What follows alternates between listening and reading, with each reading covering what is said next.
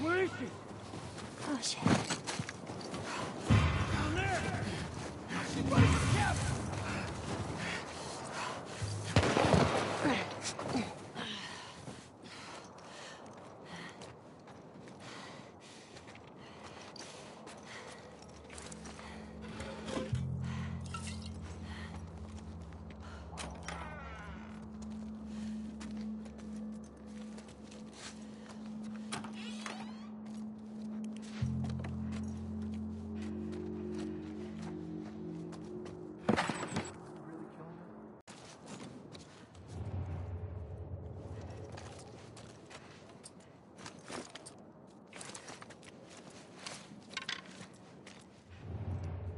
Hey, you see her?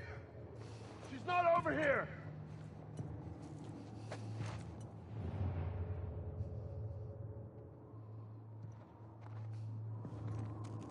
Let's check over that way.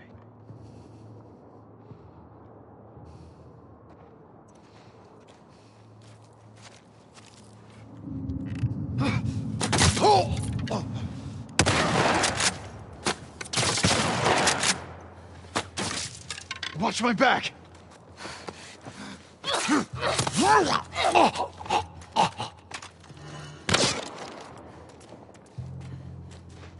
Don't lose her!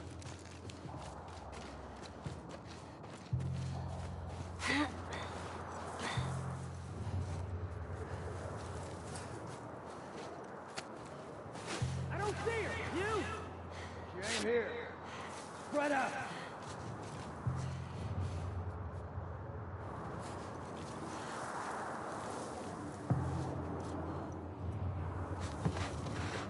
Show yourself. See her? She's not over here!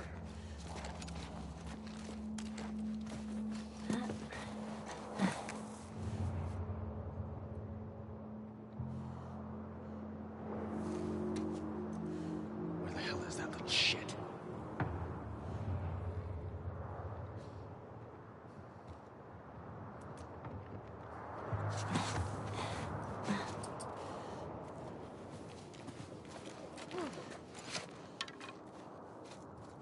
Hey, you see her? She ain't here! Huh? Trying to toy with me? She's over here! Hallway!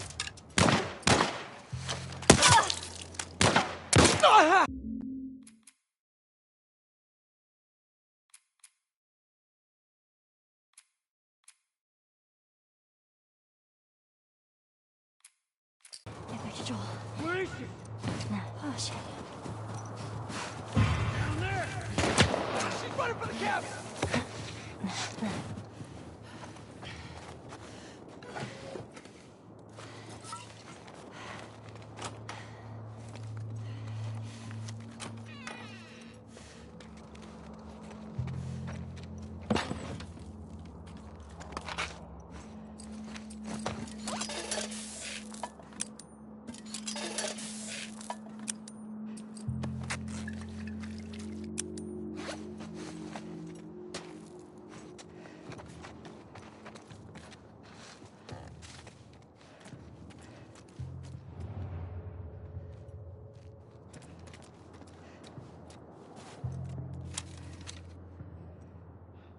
Really killing her?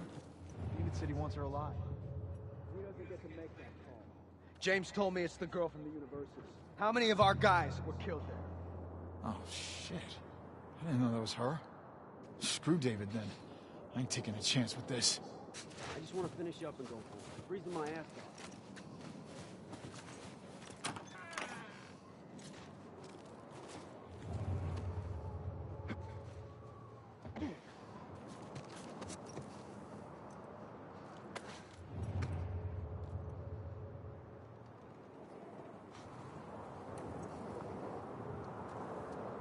You see her? She's not over here.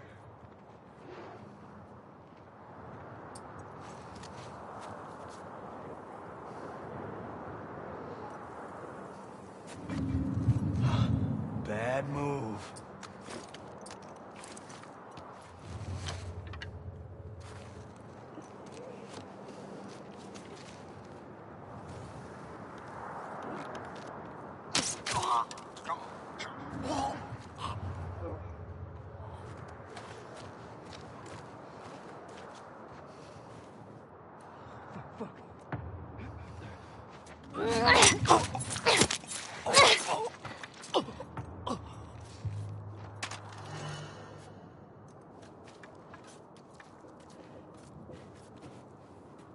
You're gonna pay for this, you little shit! Fan out!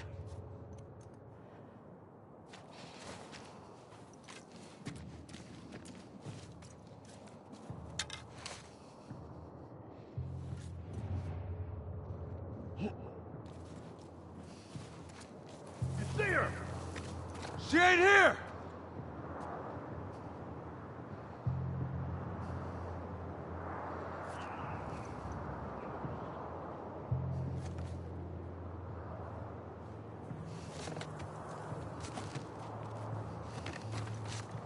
Where the hell are you?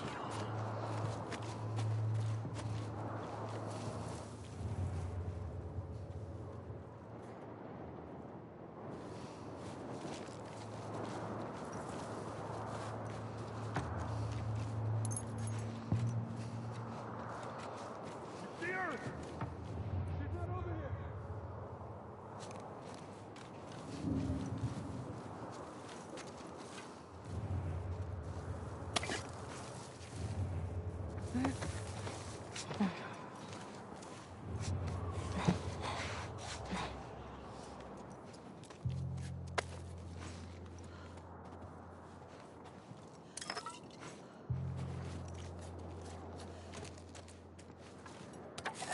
She got another one!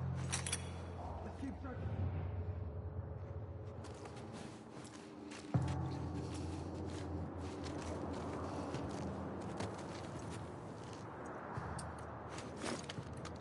You see her? She's not over here! Ah!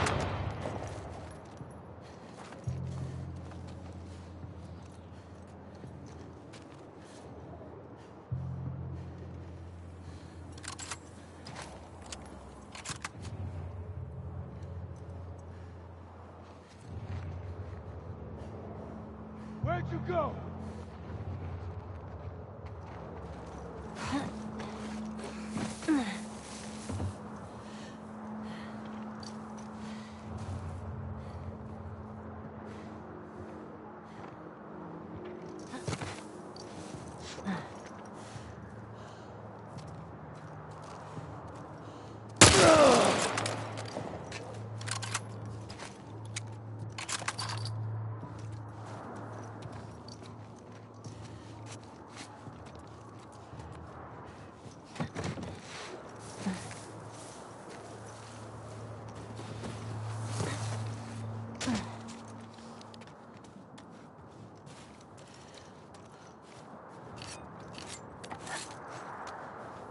Where'd they go?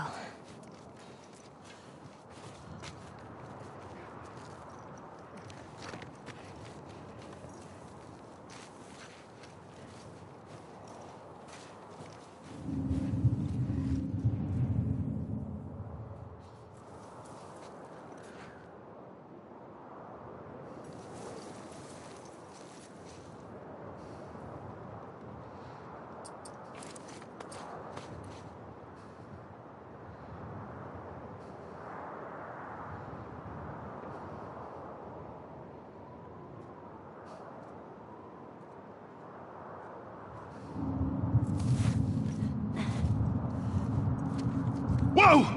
Hey! Here!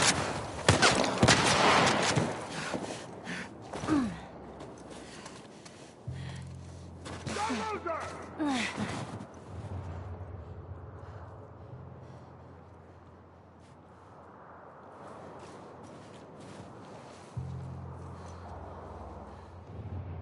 Is she over there?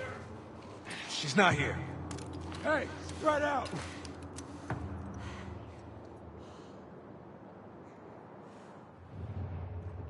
I'm going over this way. Go check over that way.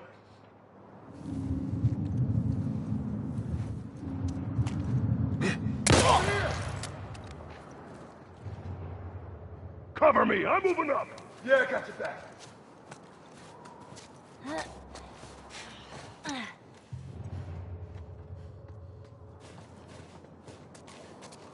She over there? It's not fucking here. Keep looking.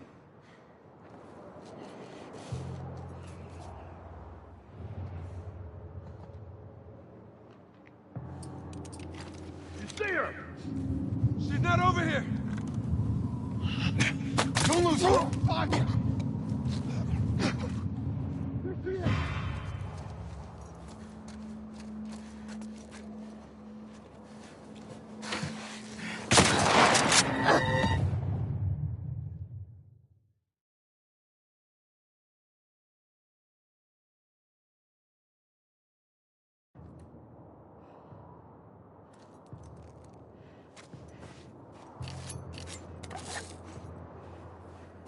Where'd they go?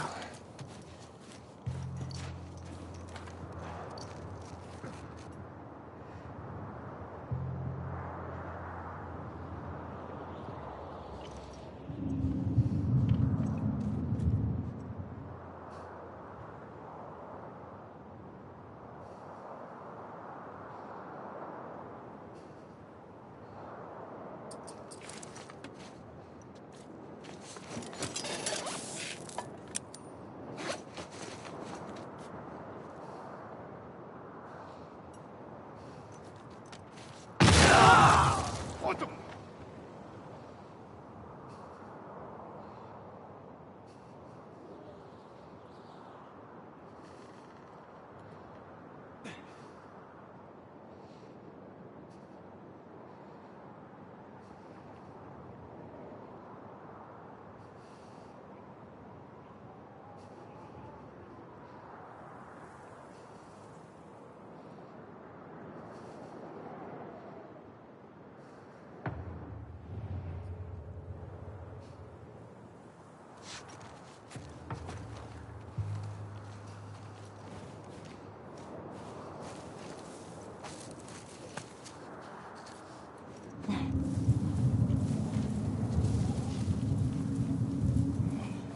Is that you, little girl?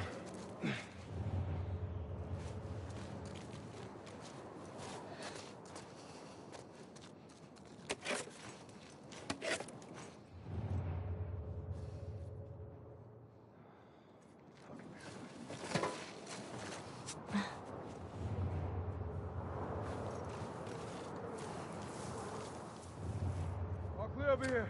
You? Same on my end.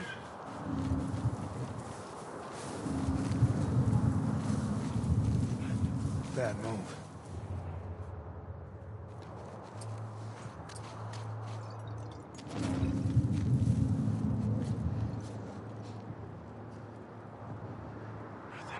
Freaking getting paranoid.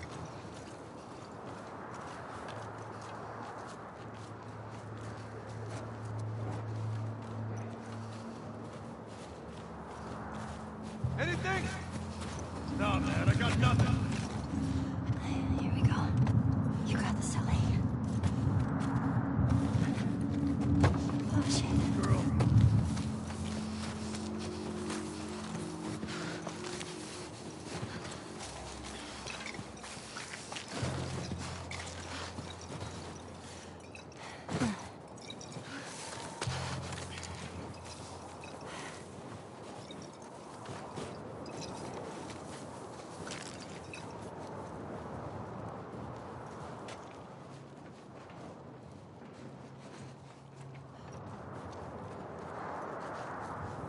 Okay.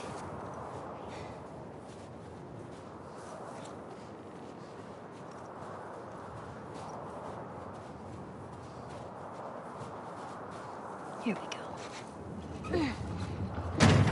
Jeez.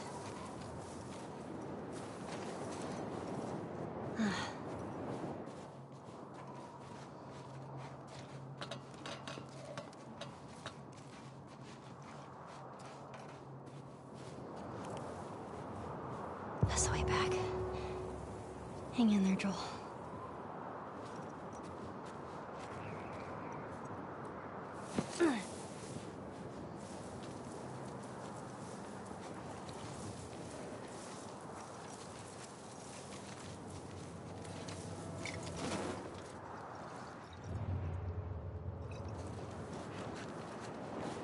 Cover the grounds! Make sure she's not hiding somewhere over here!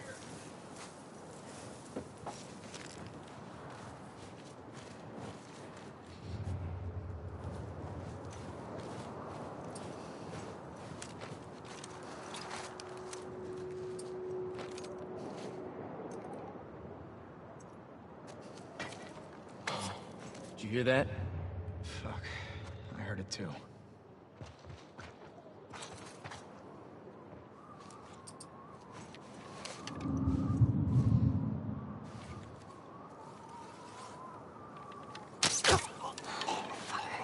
Hey, find anything?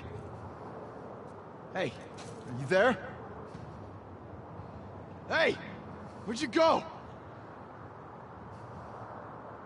There's a body over here! Fan out! Holy shit!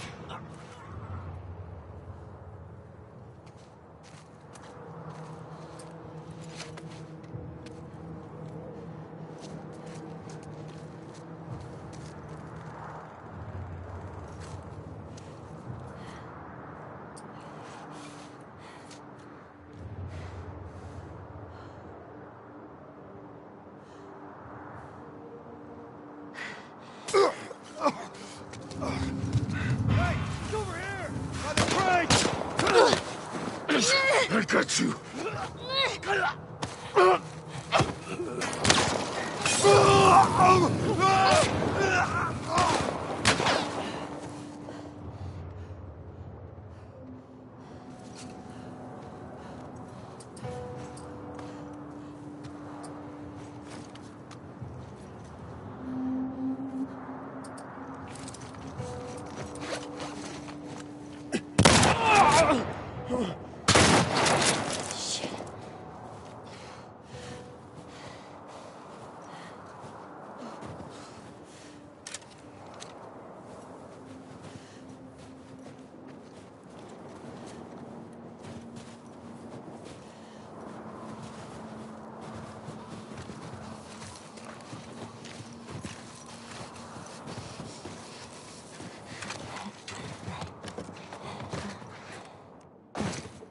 I don't want to get trapped in here.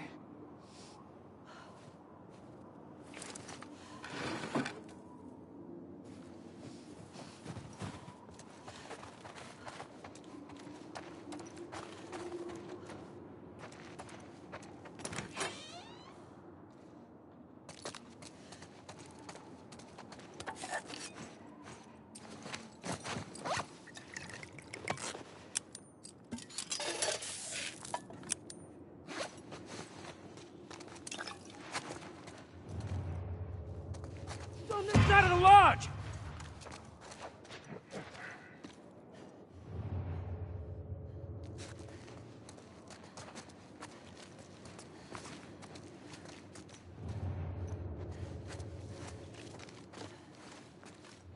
Got her.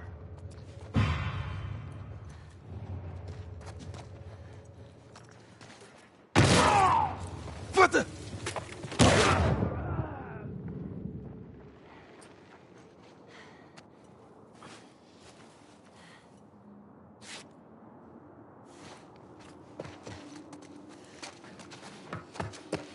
There's the exit.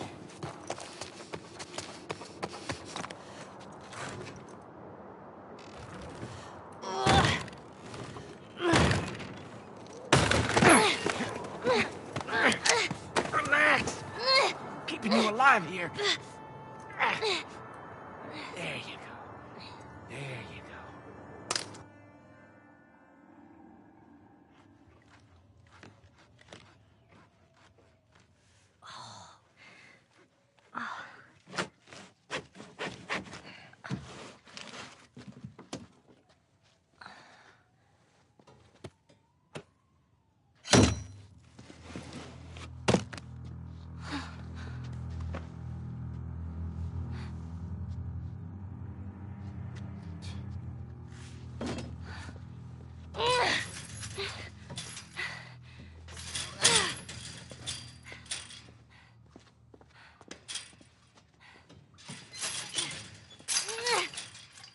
How are you? You should eat. know you're hungry. Been out for quite some time. What is it? It's deer. With some human helping on the side? No. No, I promise. It's just the deer meat. You're a fucking animal. It's awfully quick to judgment. Considering you and your friend killed how many men? They didn't give us a choice. And you think we have a choice? Is that it? You kill to survive. And so do we. We have to take care of our own, by any means necessary. So now what? You gonna chop me up into tiny pieces? I'd rather not. Please tell me your name. You're so full of shit. On the contrary, I've been quite honest with you. Now I think it's your turn. It's the only way I'm going to be able to convince the others. Convince them of what? That you can come around. You have heart. You're loyal. And you're special. Oh.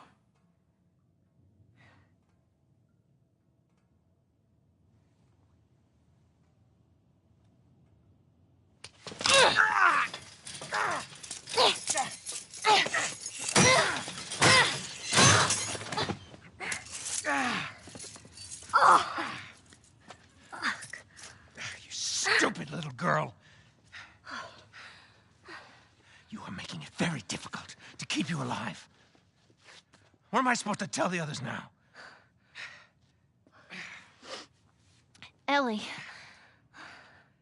What? Tell them that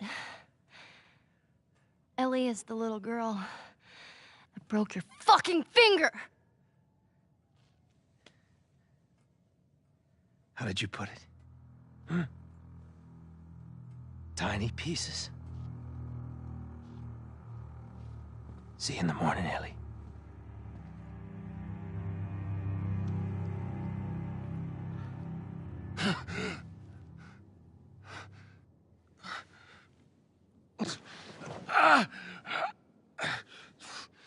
Ellie.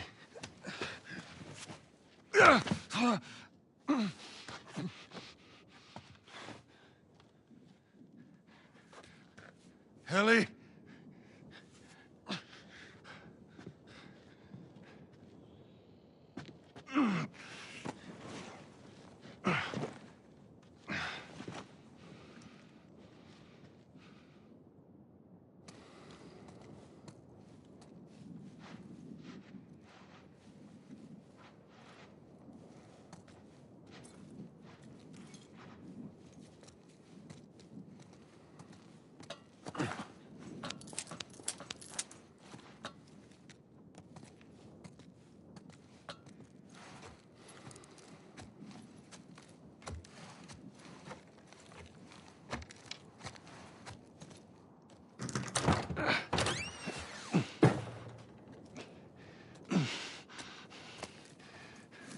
Where the hell are you?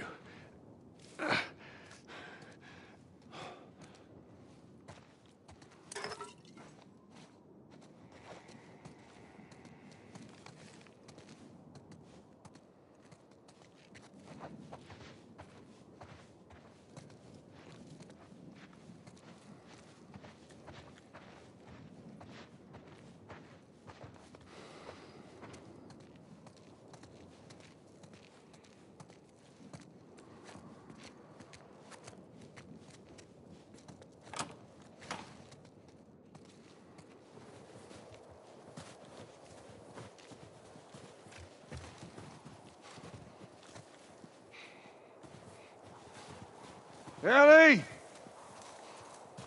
Where'd she run off to?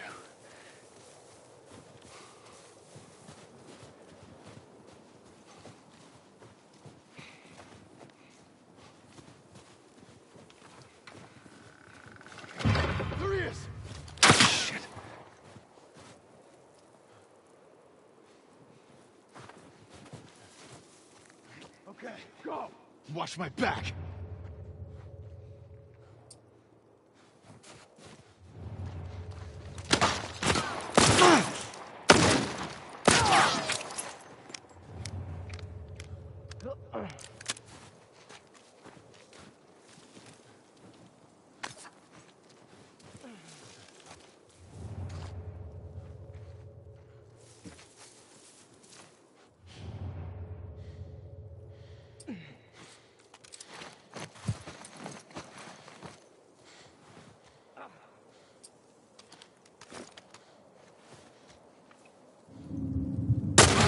Don't let him get you!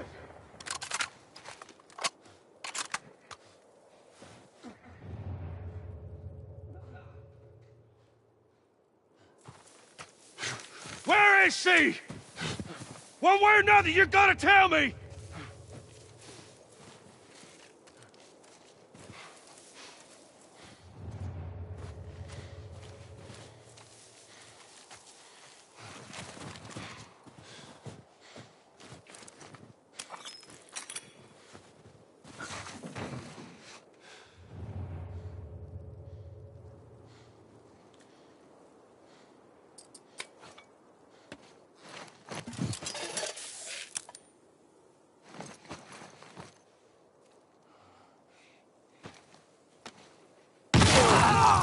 Oh, shit!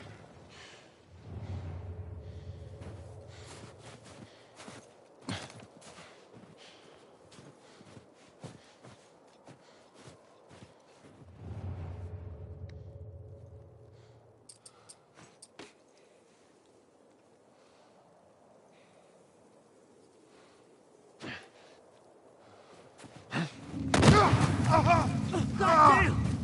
Hear him?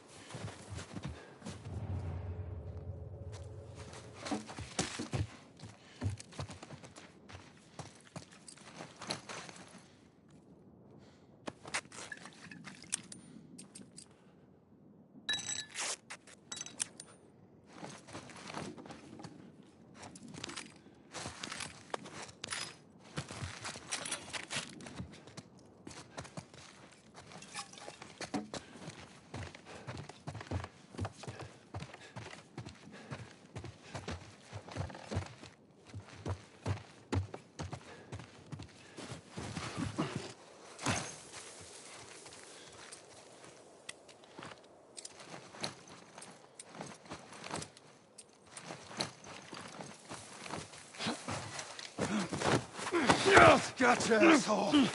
Finish him off! Get him still! Oh, shit!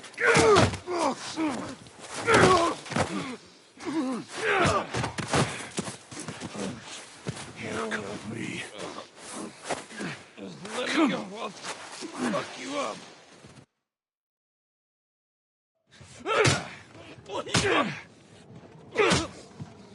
What the? You wait here. Now, the girl. Is she alive? What girl? I don't know no girl. Focus right here, right here. I'll pop your goddamn knee off. The girl. She's alive. She's David's newest pet. Where? In the town. In the town. Now you're gonna mark it on the map. And it better be the same exact spot your buddy points to. Mark it. It's right there. You can verify it. Go ask him. Go on. I tell you, I ain't lying. I ain't.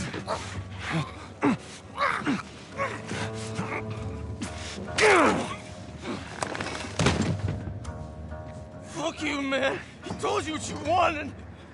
I ain't telling you shit. That's all right. I believe him. No, wait! Wakey, wakey. Come on. Let's go! Stop!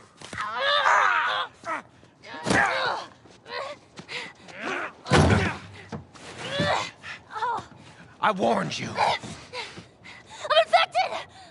I'm infected! Really? So are you. Right there. Roll up my sleeve. Look at it! I'll play along.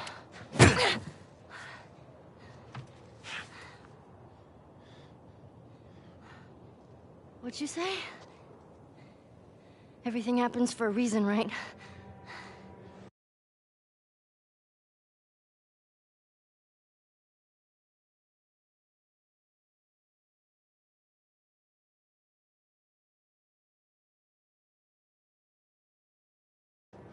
What the hell is that? She would have turned by now. It can't be real. Looks pretty fucking real to me.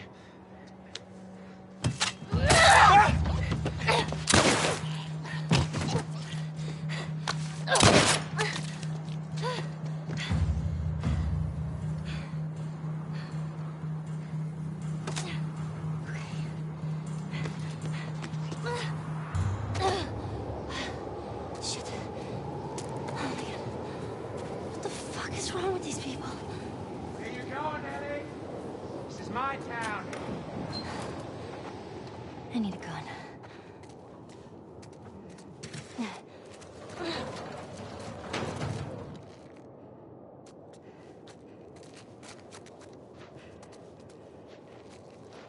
Okay. I can do this.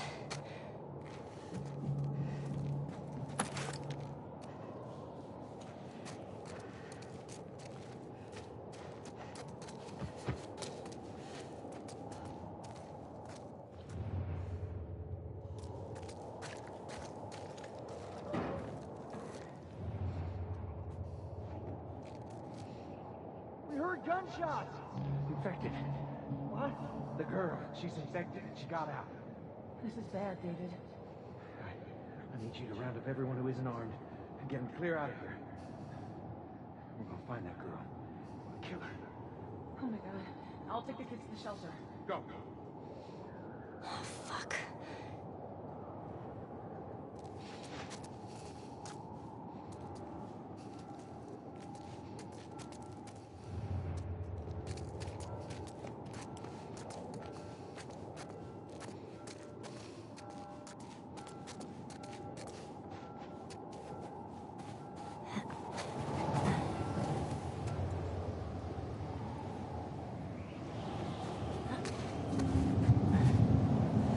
Tired of this shit. Cross the line is time. I've been saying this for months. If it tells him enough, this girl killed our men. Now she's infected. Let's clean this mess up, then we can have a town meeting. Put its leadership up to a vote.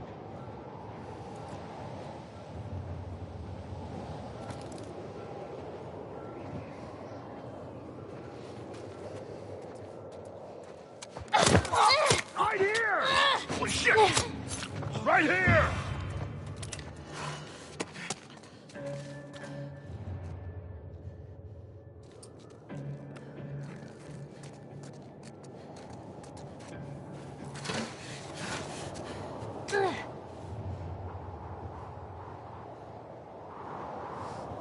Keep looking.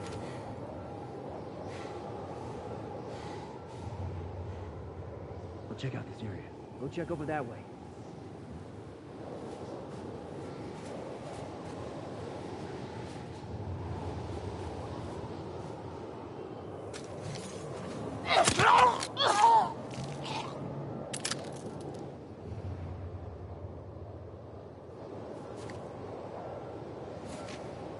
All clear over here. You? Yeah, same here.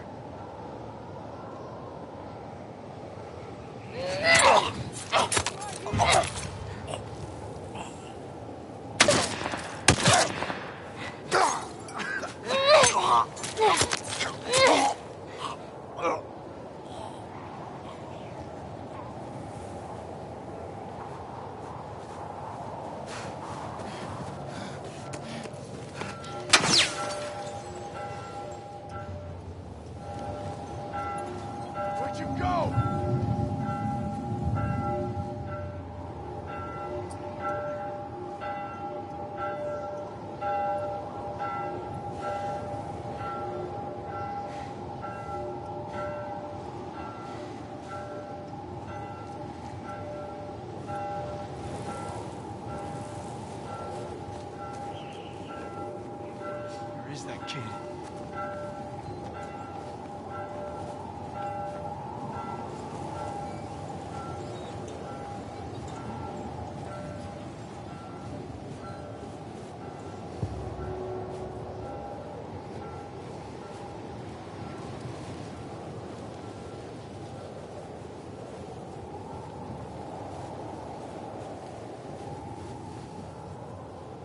The fuck is she?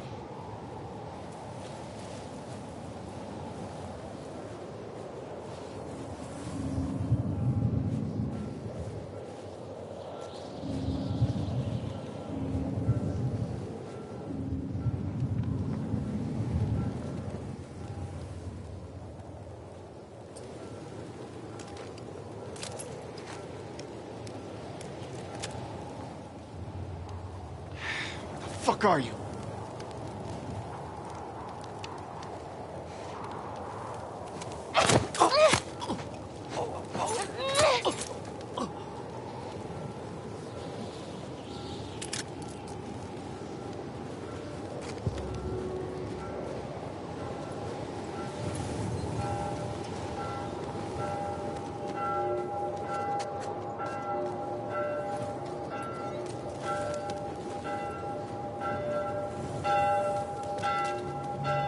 They're everywhere.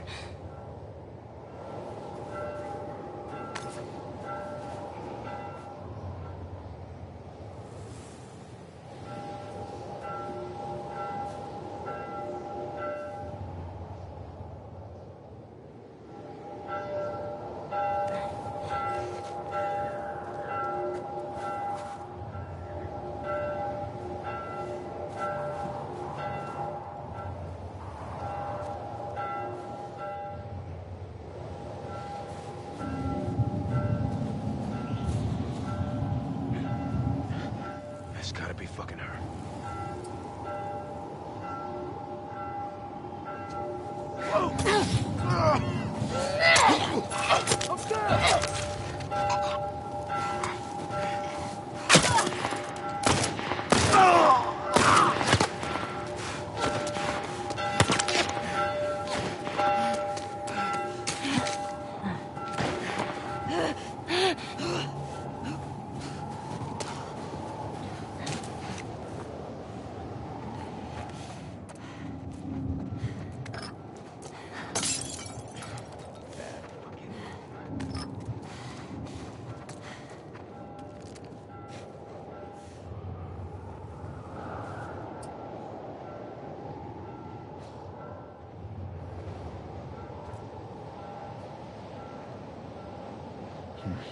Nothing.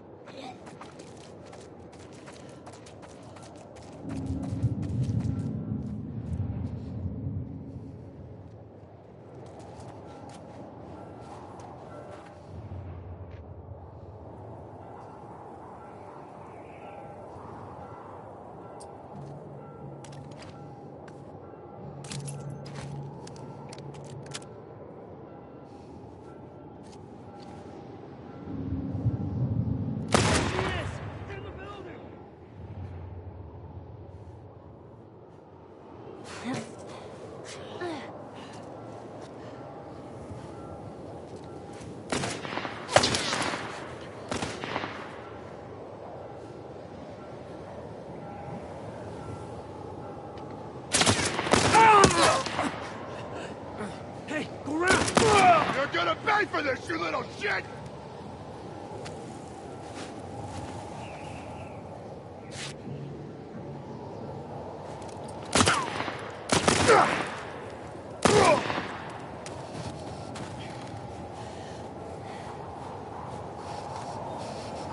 Where do I go?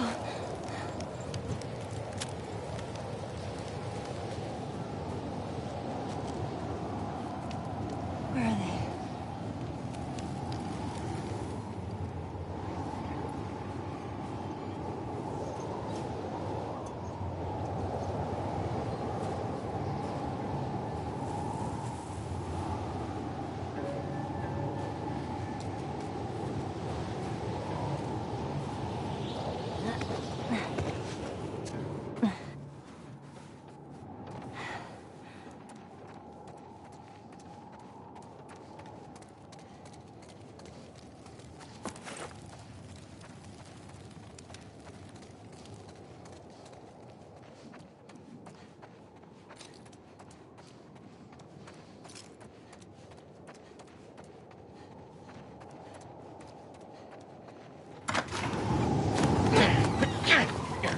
check. How did you do it? That's all right. There's nowhere to go. You want out? You're gonna have to come get these keys.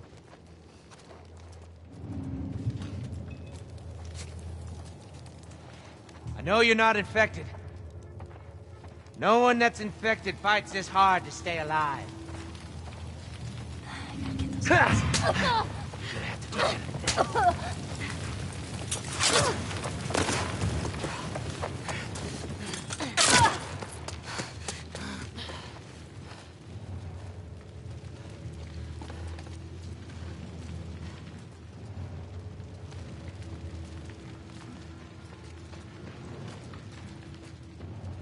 Come out.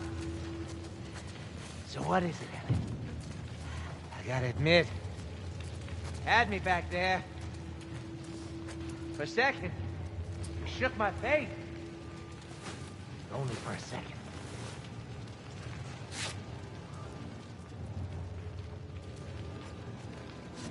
Oh, hey, Ellie. I'm sorry about your horse. I truly am. I hope you take comfort in knowing that you won't waste any part of it. Ah, you fuck.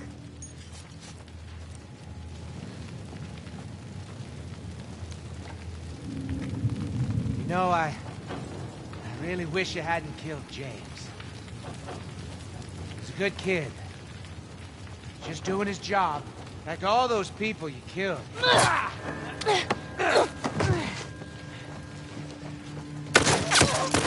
That was good, kid. It's gonna be all right.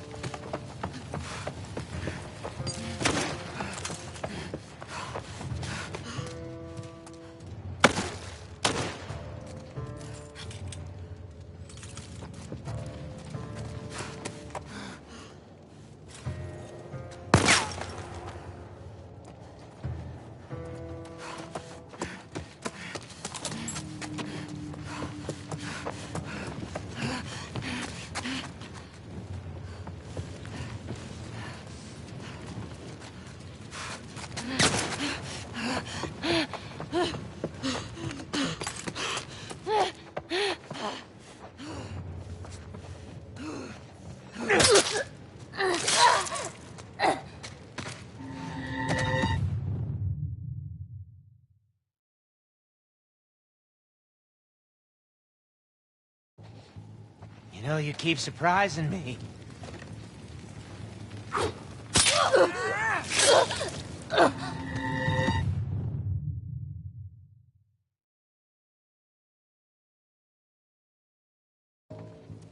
You know, you keep surprising me. Hey!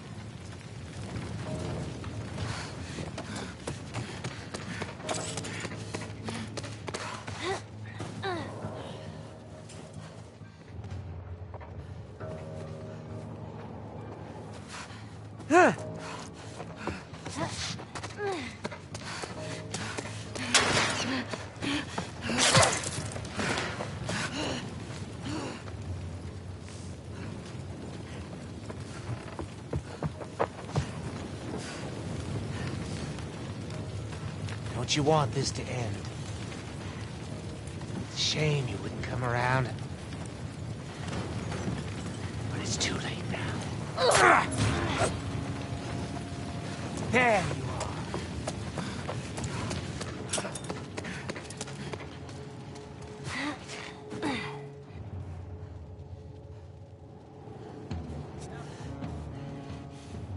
Come on out with your statements. What do you say?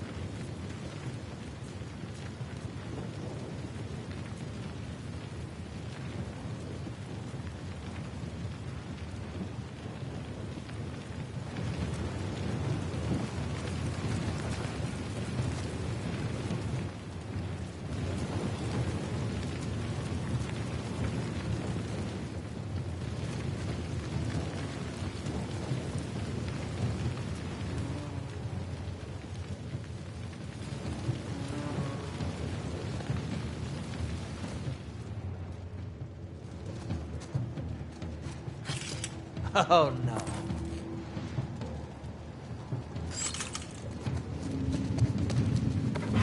That a girl.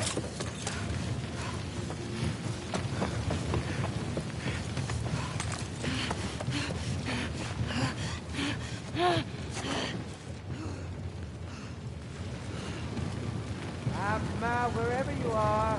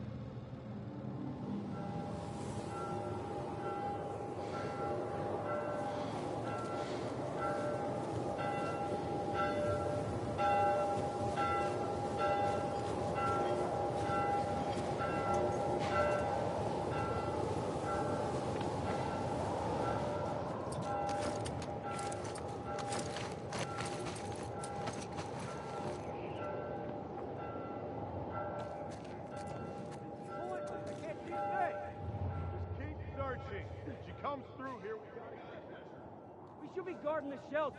We've got an infection running around the town. We're guarding the damn exit. Look, the kid is deadly. We don't know where she's gonna turn up next. Just keep your eyes and ears open.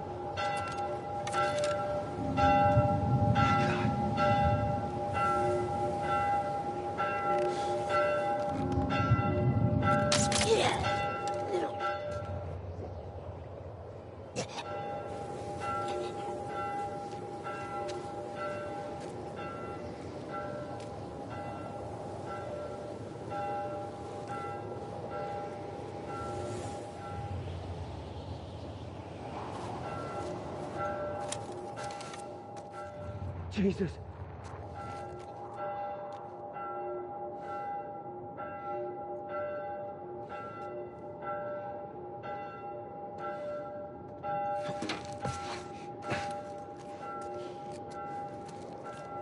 Fuck, another one down.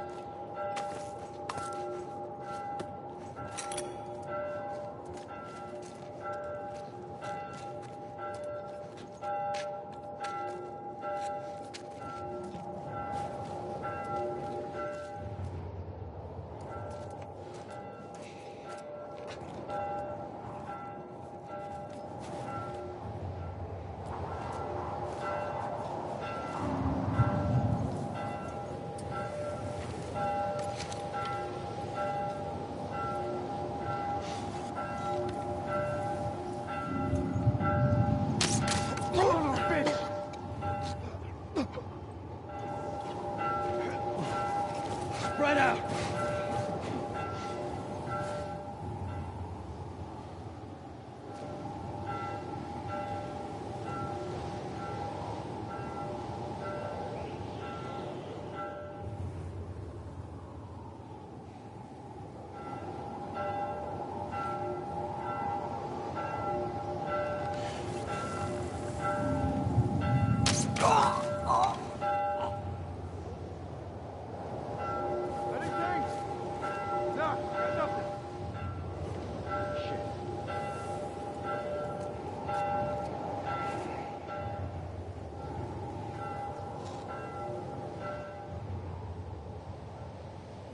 Another body over here. Watch yourself.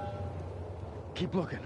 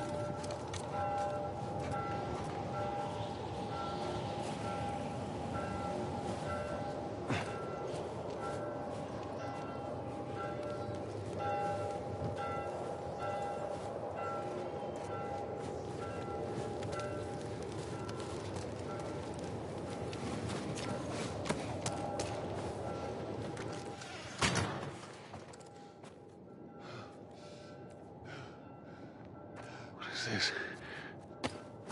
Why the hell is all this stuff here?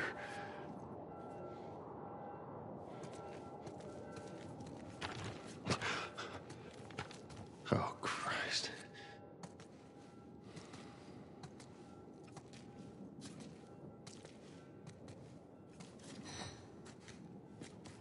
I gotta find her. I gotta find her.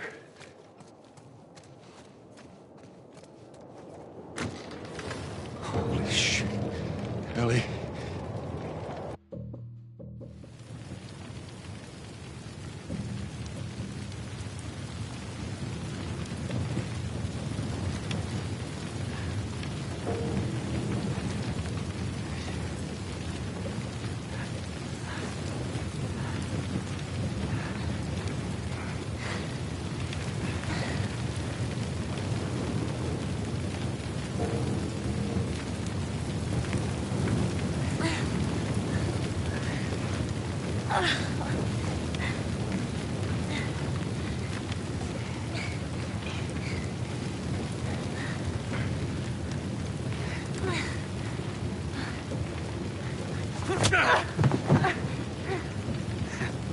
I knew you had heart. You know, it's okay to give up. Ain't no shame in it.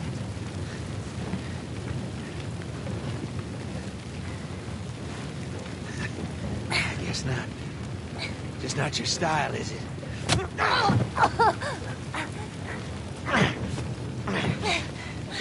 You can try begging. Fuck you. You think you know me? Huh? Well, let me tell you something. You have no idea what I'm capable of.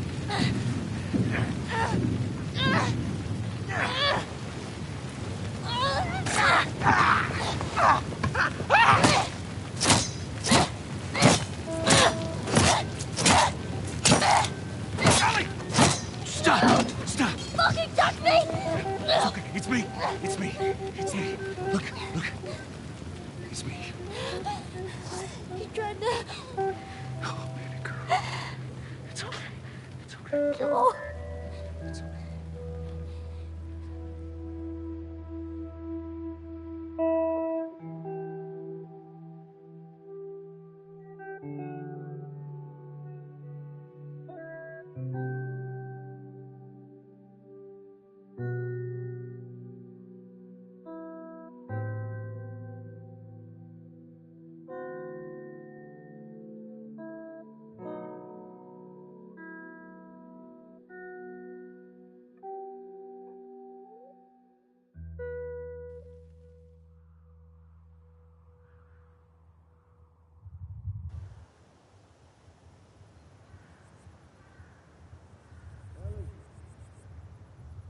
Ellie!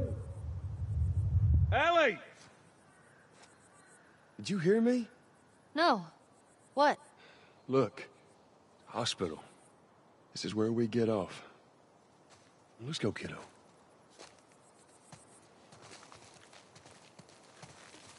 You feel that breeze, huh? I tell you, on a day like this, I just sit on my porch, pick away at my six string. You know, once we're done with this whole thing, I'm gonna teach you how to play guitar. I reckon you'd really like that. What do you say, huh?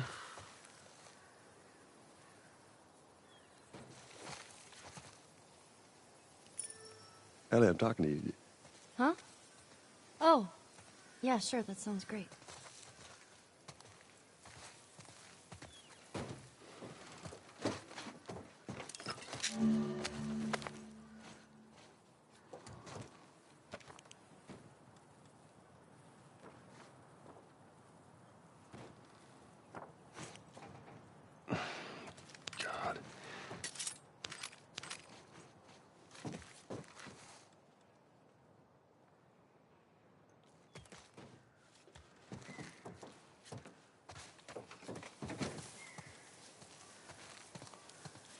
I dreamt about flying the other night. Oh, yeah? Yeah. Go on, tell me about it. So, I'm on this big plane full of people, and everyone is screaming and yelling because the plane's going down. So I walk to the cockpit, open the door, but there's no pilot. I try to use the controls, but I obviously have no clue how to fly a plane. And right before we crash, I wake up. I've never been on a plane. Isn't that weird? Well, you know, dreams are weird.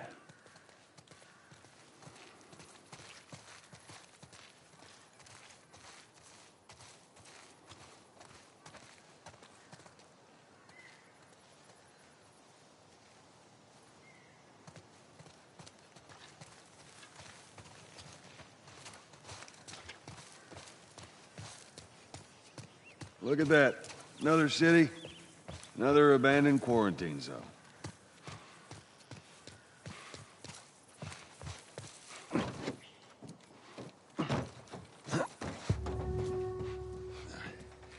There's that hospital the Firefly mentioned. Come on, kiddo.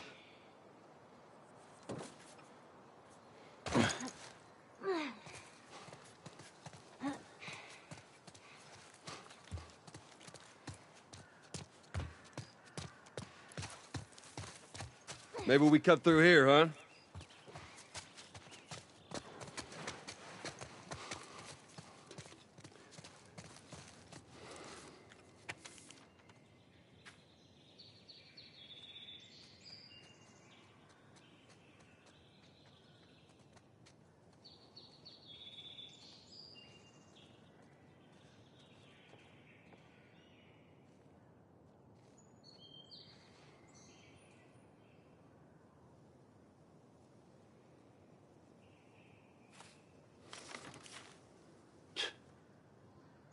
We didn't have a clue back then.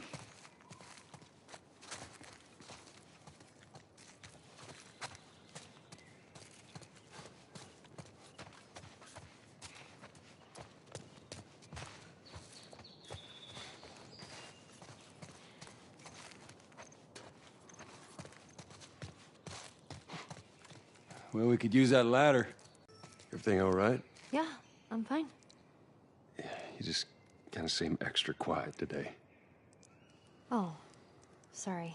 No, it's not. It's fine.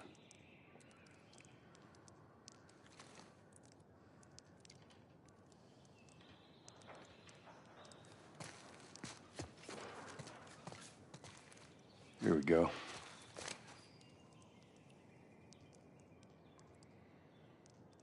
Ellie? Ellie? What? The ladder. Come on. Right.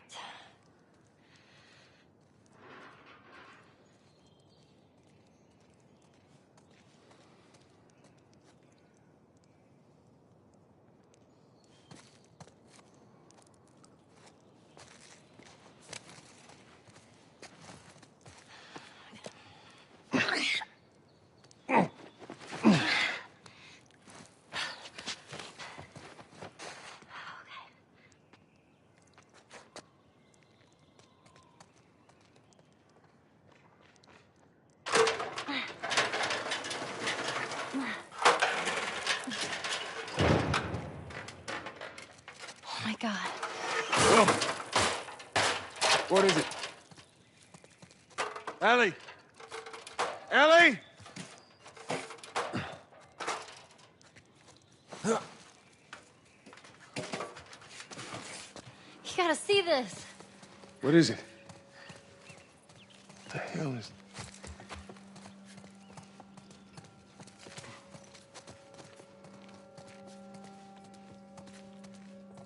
Are you kidding me?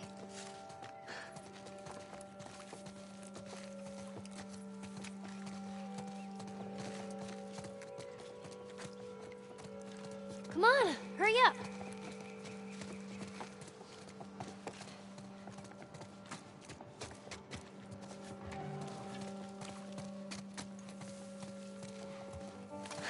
You see this?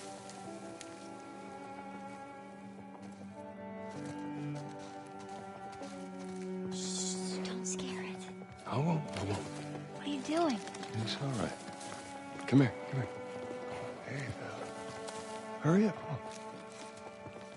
Come on. Hey there.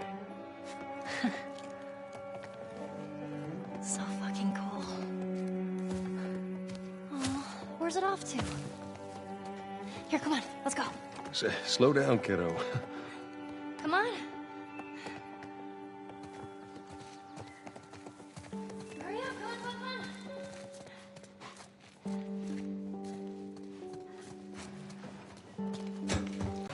Oh, man. Wow. Look at those things.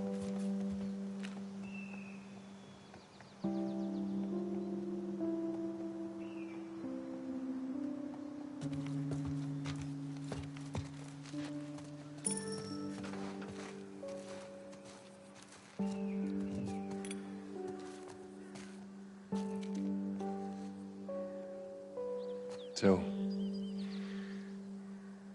is everything you were hoping for?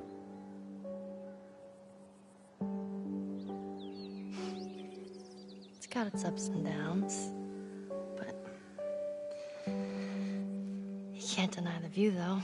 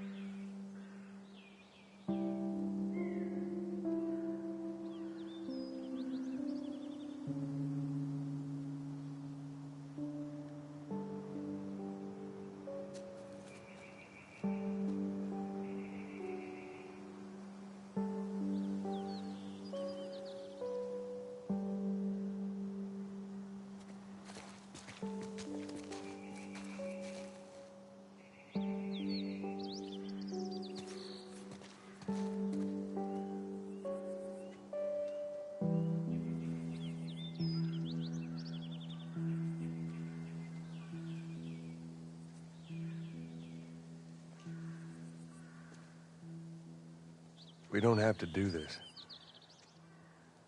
You know that, right? What's the other option? Go back to Tommy's. Just be done with this whole damn thing. After all we've been through. Everything that I've done. It can't be for nothing.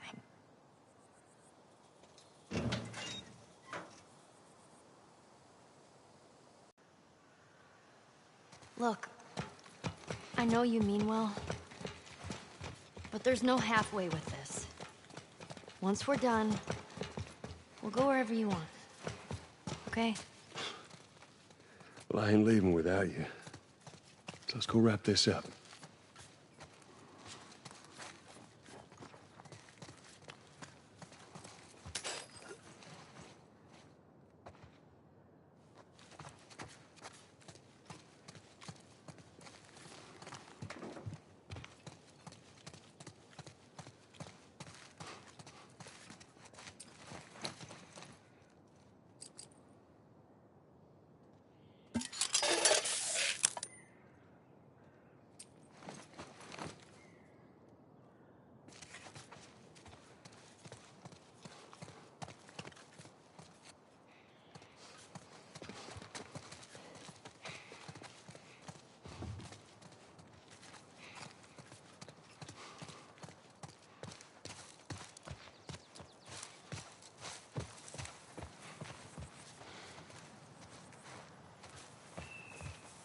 Well, this place takes me back. How so? That was right after everything went down. I ended up in a triage just like this. And everywhere you looked, you just saw families torn apart. Whole damn world.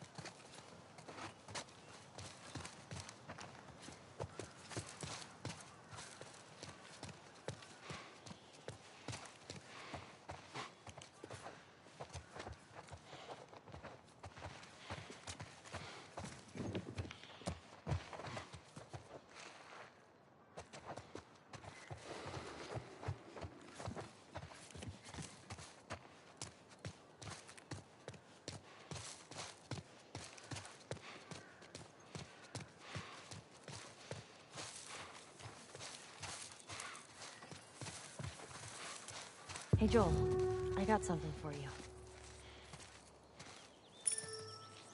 Here. Maria showed this to me, and I stole it. I hope you don't mind.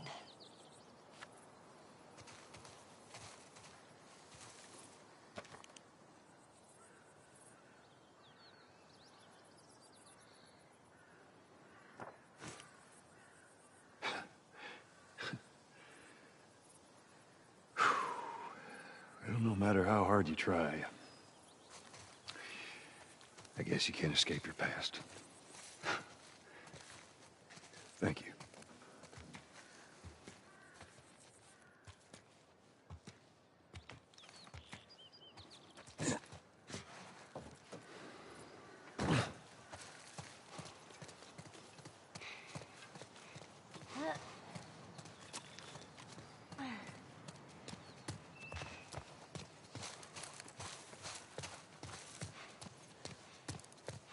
This time it's gonna be different. I just know it. What do you mean? They're gonna be there. The Fireflies. I'm sure of it.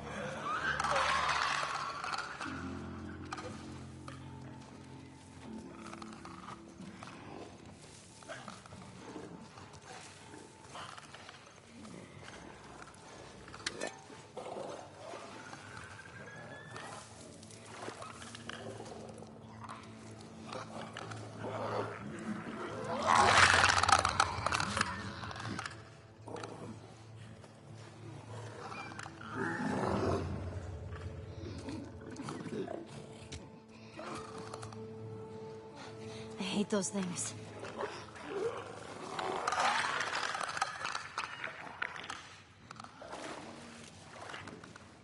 Holy shit. Stay quiet.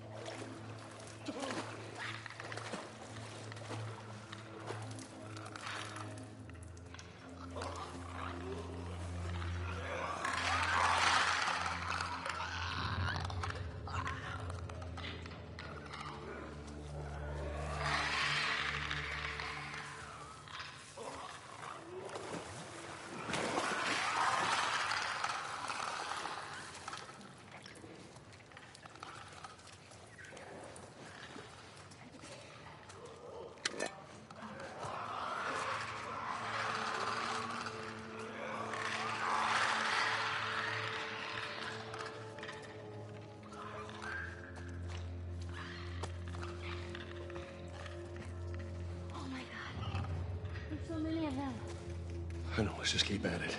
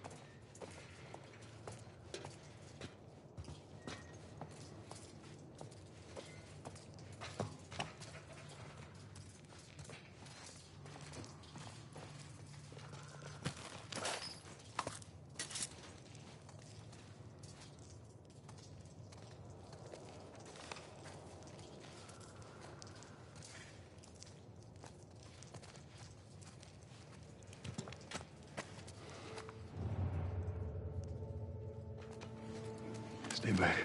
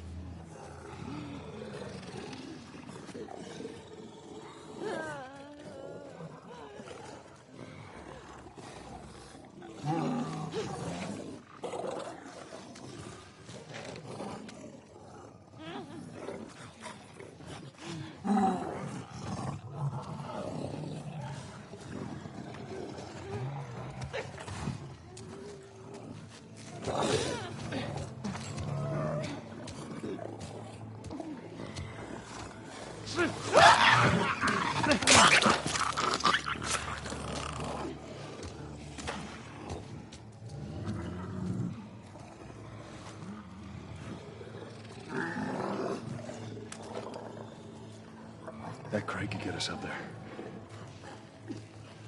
Ellie, get on up there and drop that crate for me.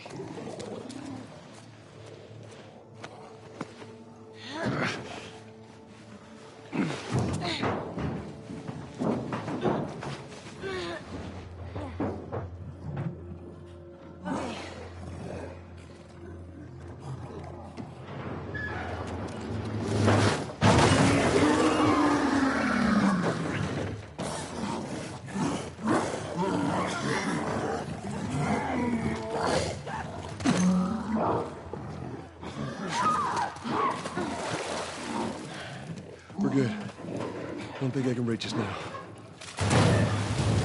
Okay.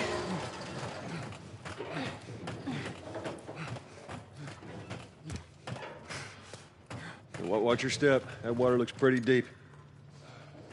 Hey, that's what we can do once we're done. What's that? You can teach me how to swim. You got it.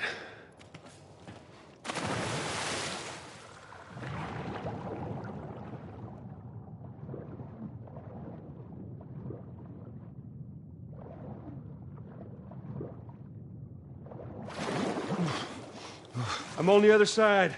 Cool. Drop that ladder down for me. All right, hold on.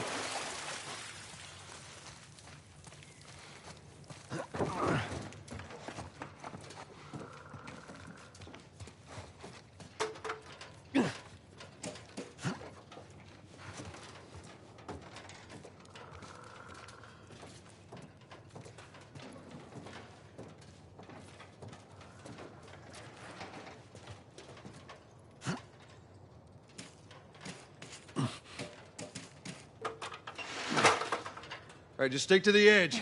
It's shallow over there.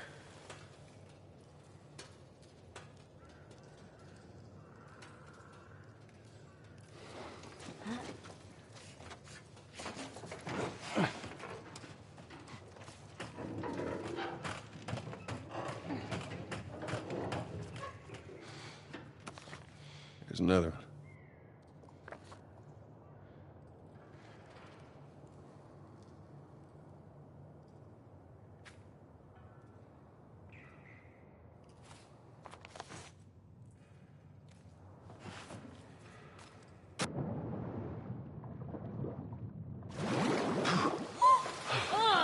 Freezing!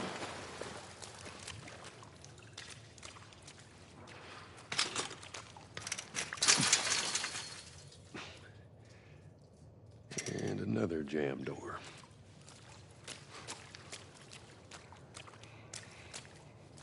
All right. Give me your foot. Okay. Come on. Get that door open.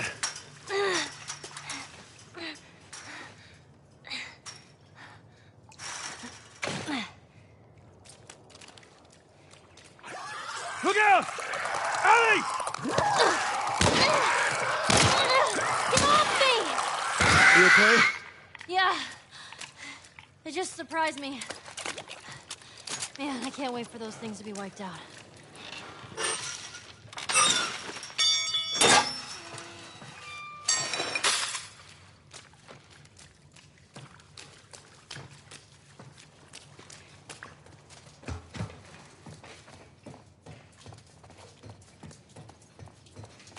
All right.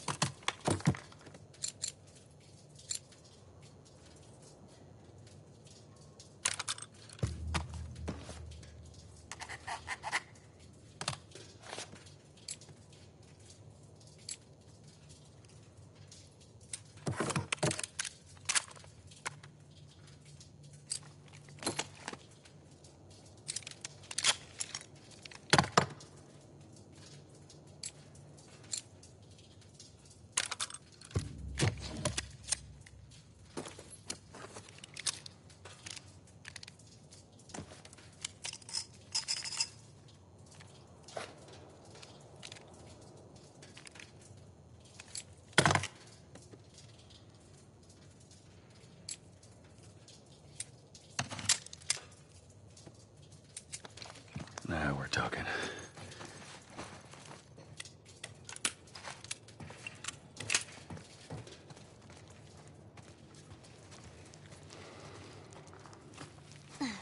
Watch your head. Hey, look. There it is.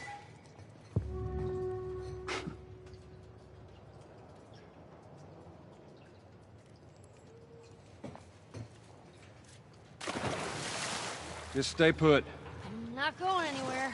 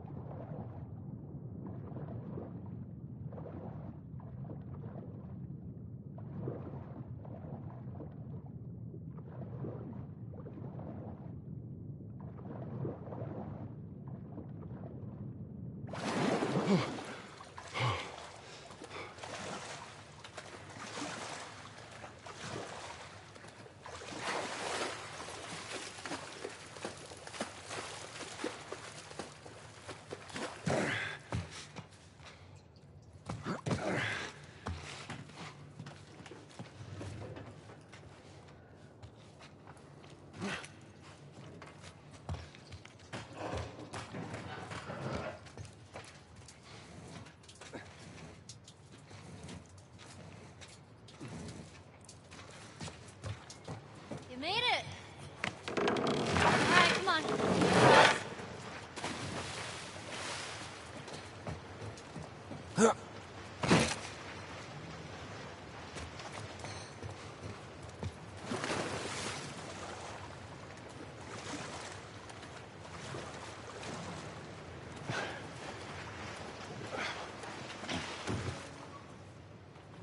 All right.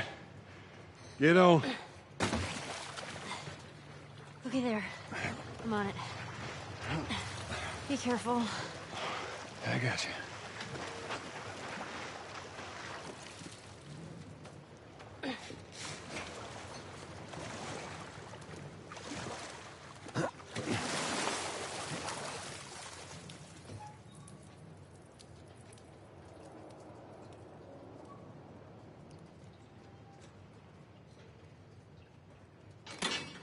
Stand back.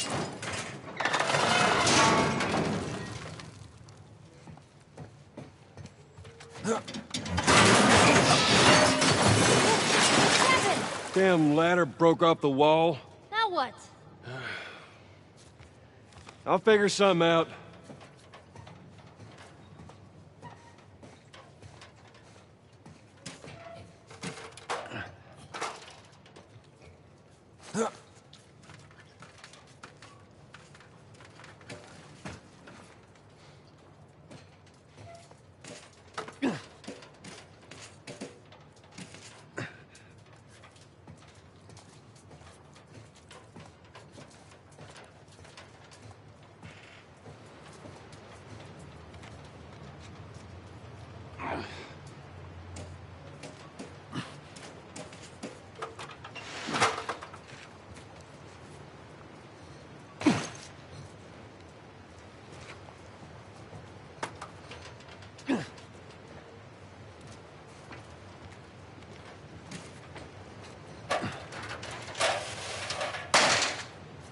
Oh, I see.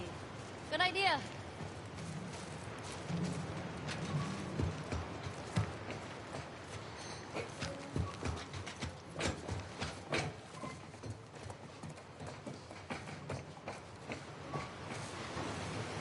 Oh, boy.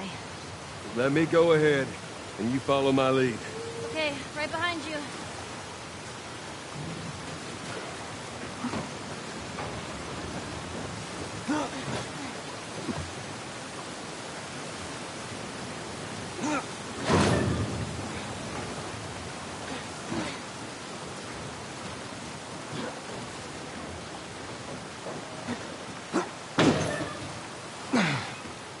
Okay, come on, jump. You're gonna catch me? I got you. See? You didn't even need me. Let's get the hell off this thing.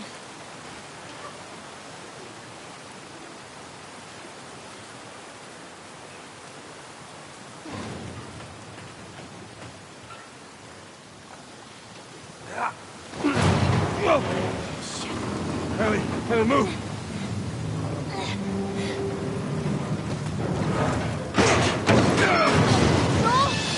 Here! I got it.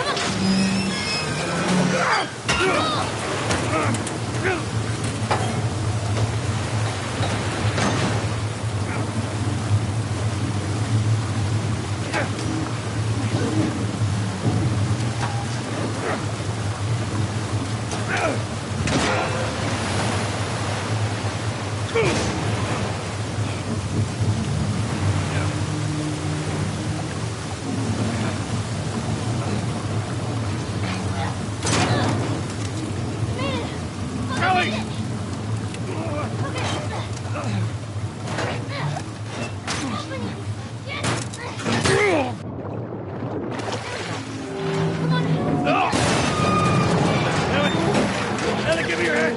Give me your hand before you...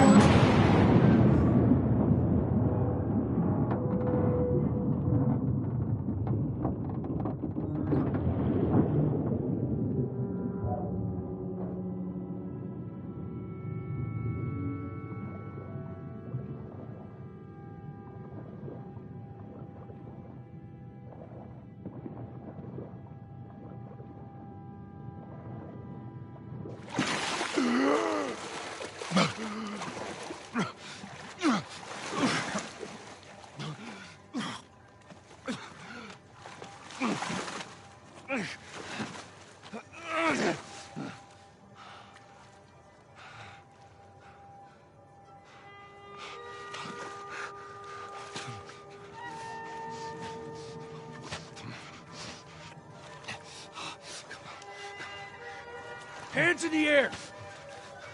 She's not breathing. Hands in the fucking air! Come on.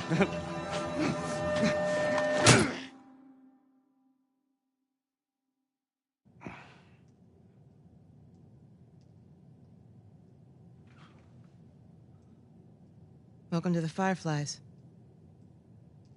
Sorry about that. They didn't know who you were. And Ellie? She's all right. They brought her back.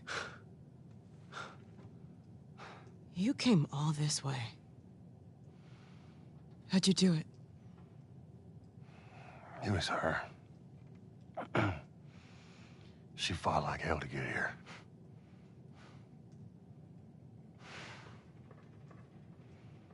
Maybe it was meant to be.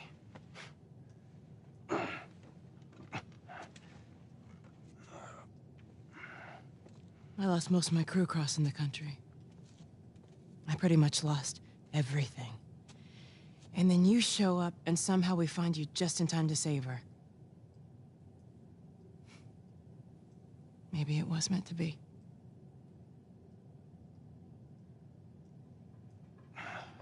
Take me to her. You don't have to worry about her anymore. We'll take care I of her. worry. Just let me see her, please. You can't. She's being prepped for surgery. The hell you mean, surgery? The doctors tell me the cordyceps, the growth inside her, has somehow mutated. It's why she's immune. Once they remove it, they'll be able to reverse engineer a vaccine. A vaccine. But it grows all over the brain. It does.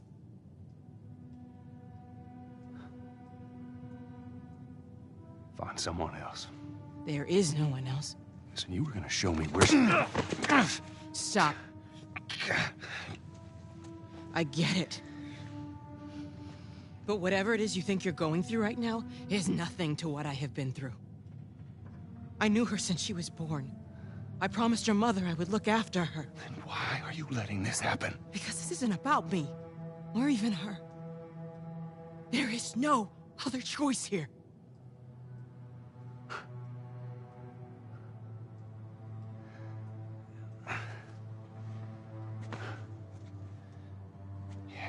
telling yourself that bullshit.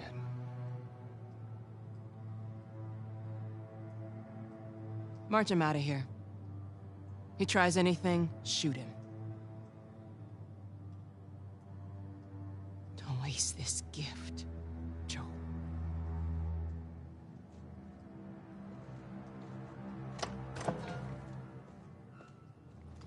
Get up. I said get up.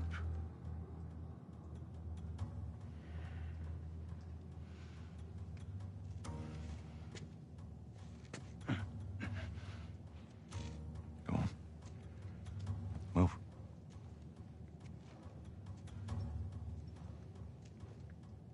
I said move. Give me an excuse. Which way?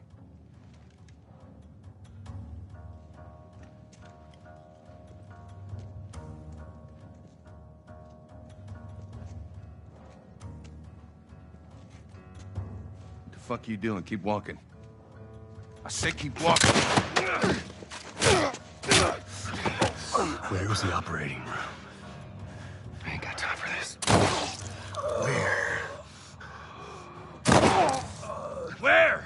Top floor, the far end.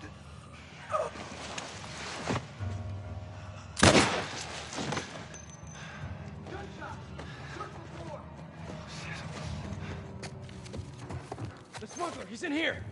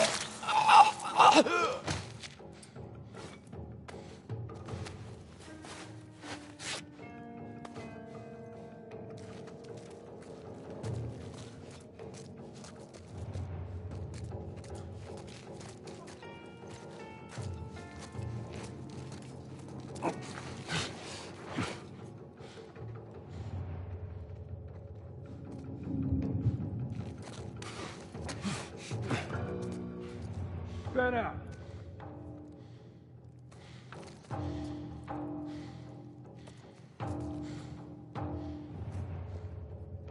Look around over here. Head down there.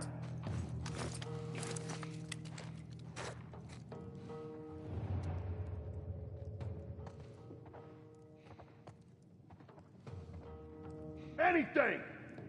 Nothing, man.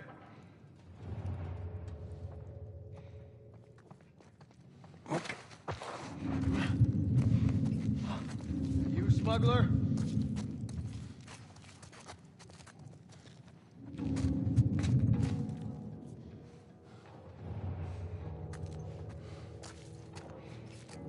There ain't shit here. Let's get on with it then.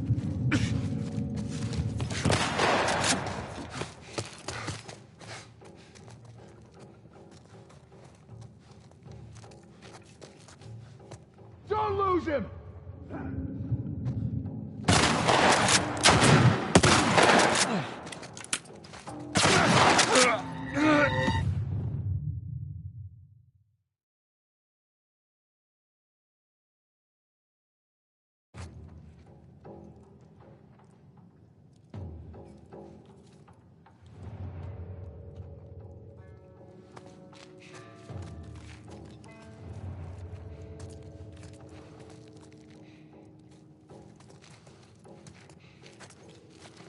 Whoa! What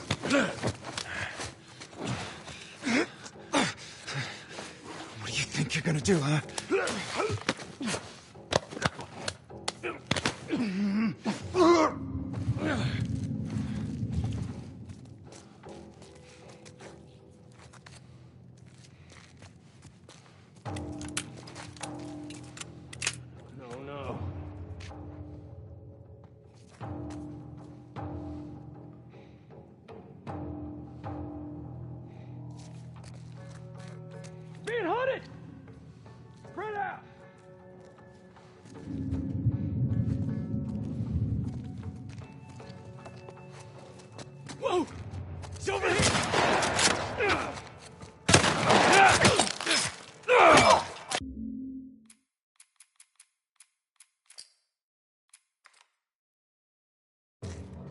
Nothing. What about you? Same. Keep scanning.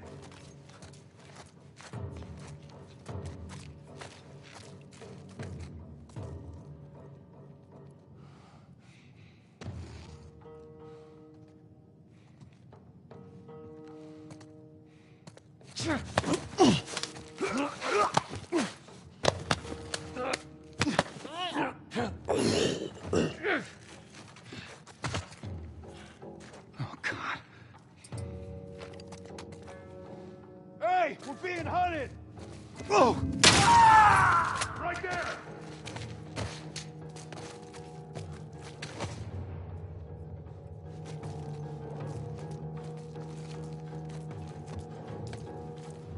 Oh, fuck!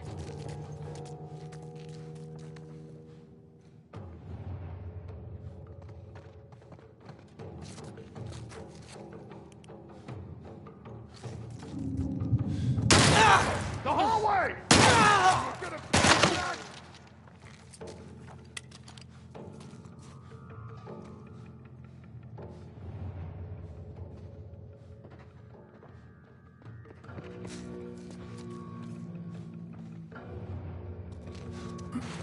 Watch my back!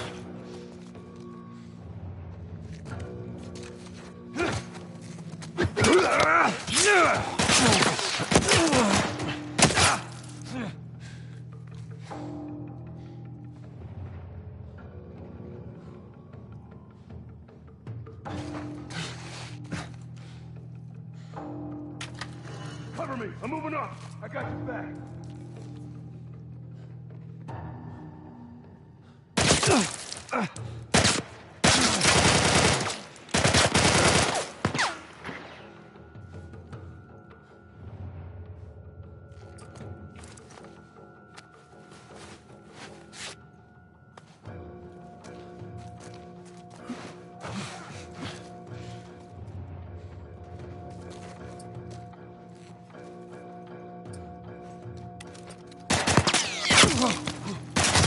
Watch my back!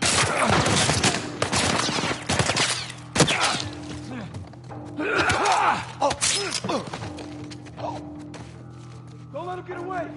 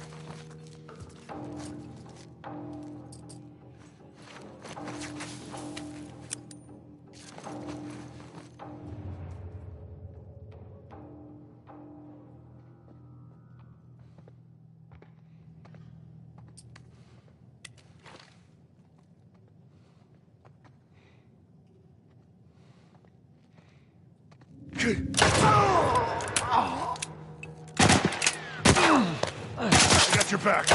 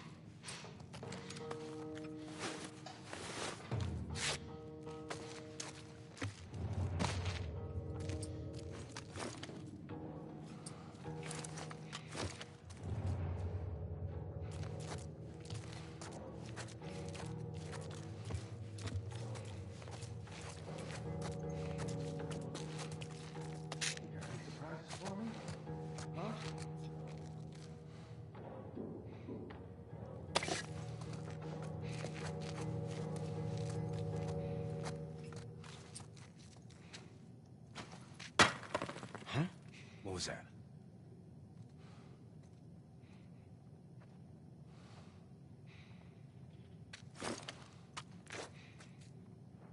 Nothing.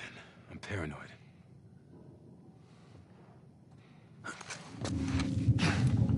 smugglers.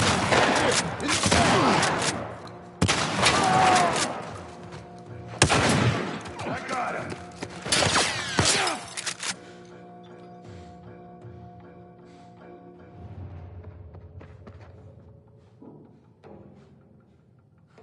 Don't let him get away!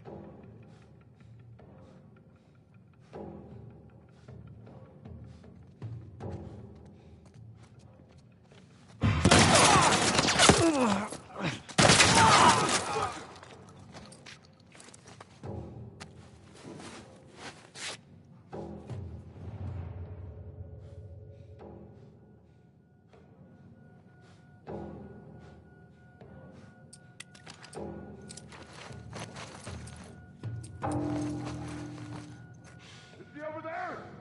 He's gone!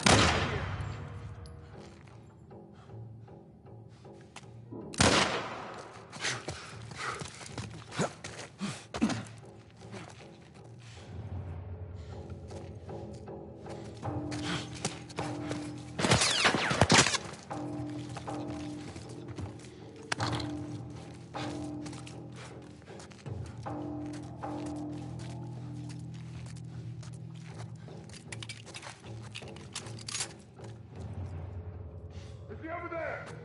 He's not here!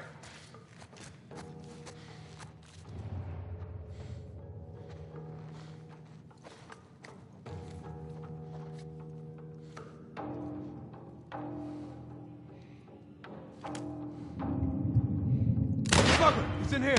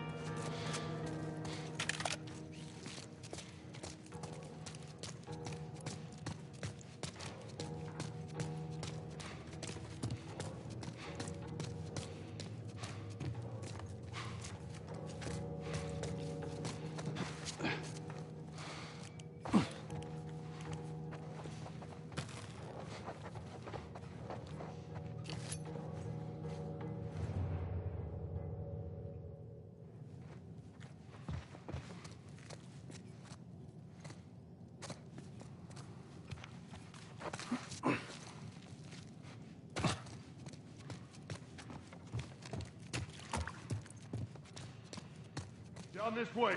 Stay alert.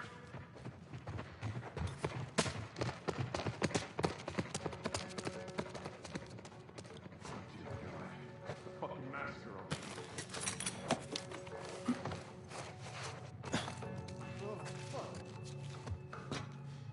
There's a body over here! Come on down there. Did you hear what I... There you are.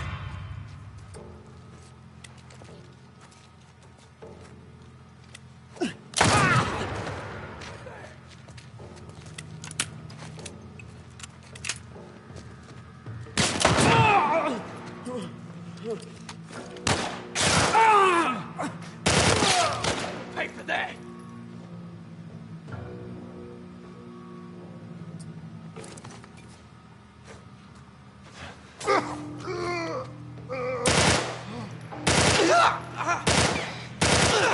Got your back!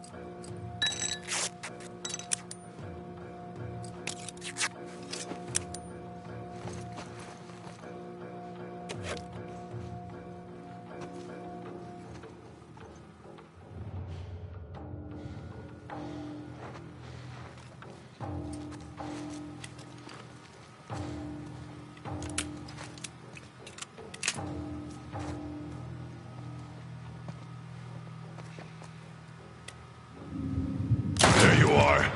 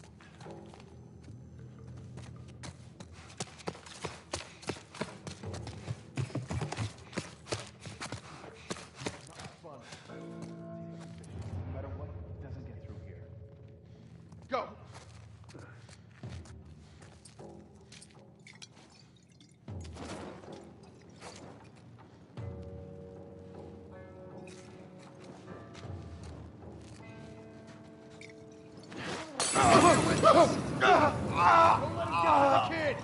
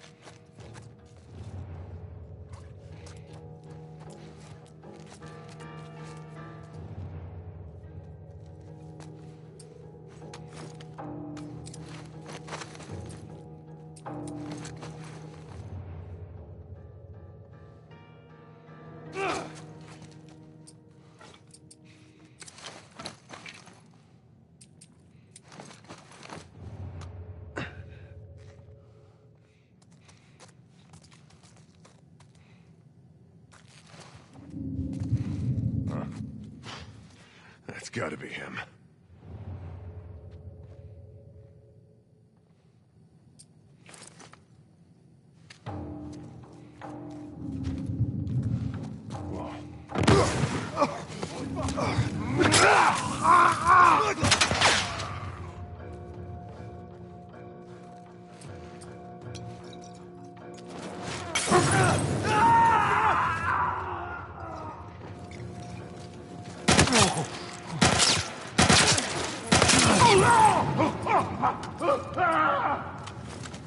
Watch my back. I got him.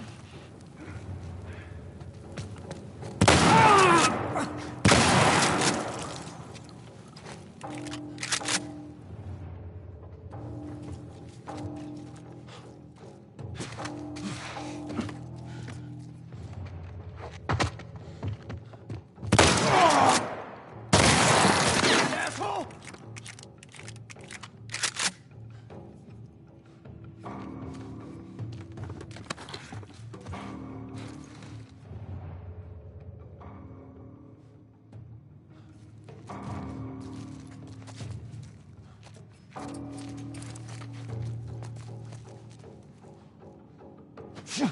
Come on, fight this!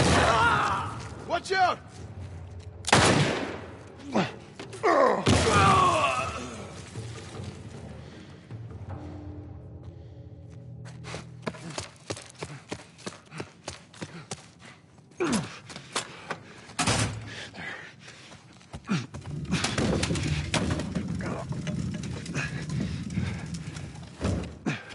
That should buy me some time.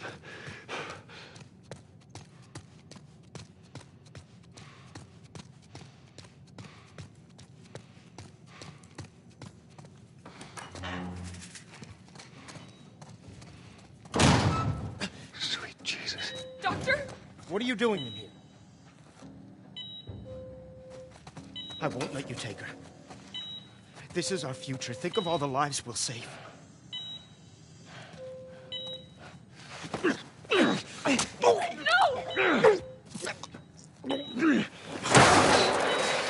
animal! Carrie, shut the hell up.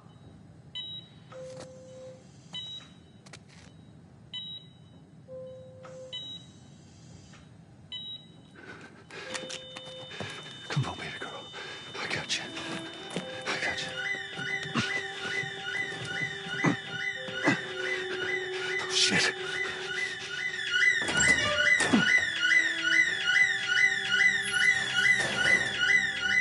He's carrying toward pediatrics! Yeah, now! Down here!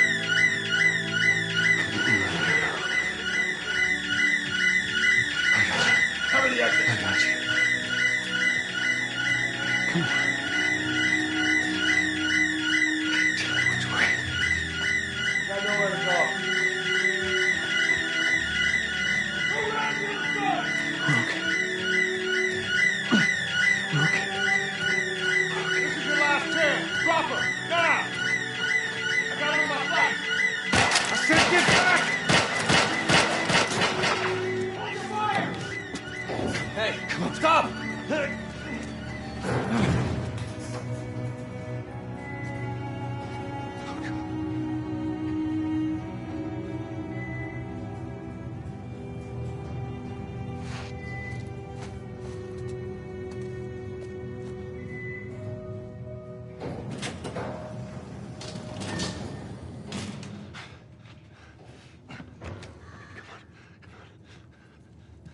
You can't save her. Even if you get her out of here, then what? How long before she's torn to pieces by a pack of clickers? That is, if she hasn't been raped and murdered first. It ain't for you to decide. It's what she'd want. And you know it. Look. You can still do the right thing here.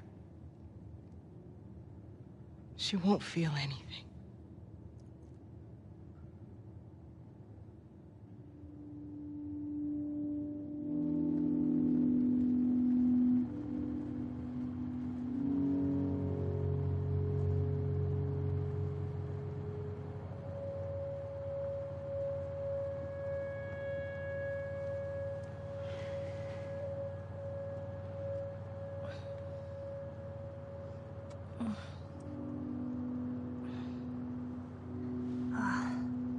What the hell am I wearing? Just take it easy. Drugs are still wearing off. What happened?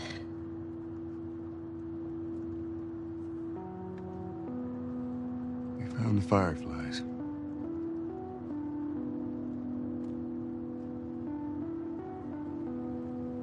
Turns out there's a whole lot more like you, Ellie.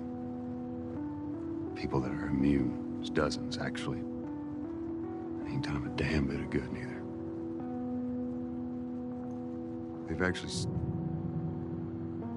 They've stopped looking for a cure.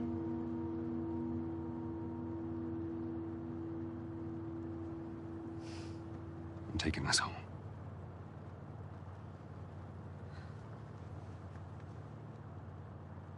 I'm sorry.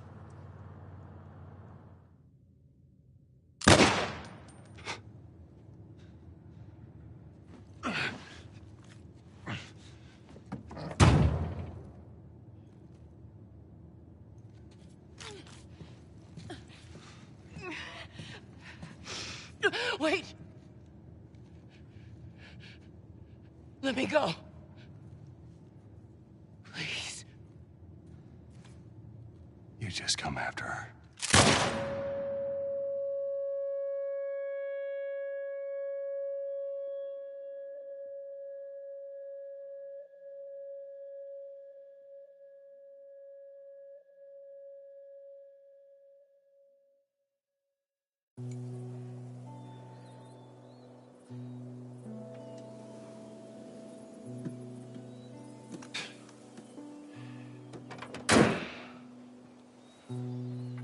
Well,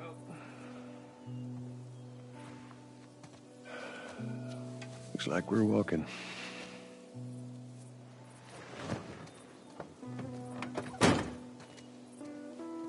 Should be a straight shot through here.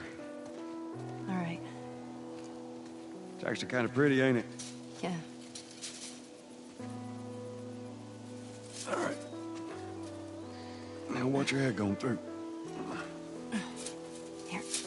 Got it. Oh. Feeling my age now.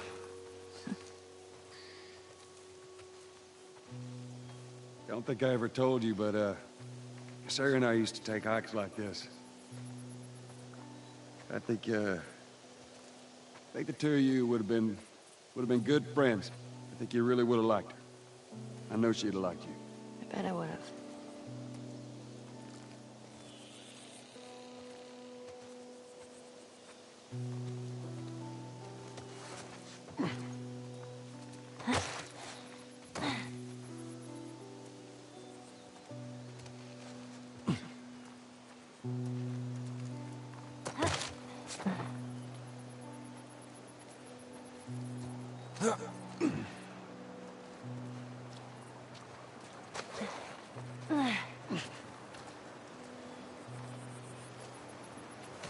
Oh. Right down there.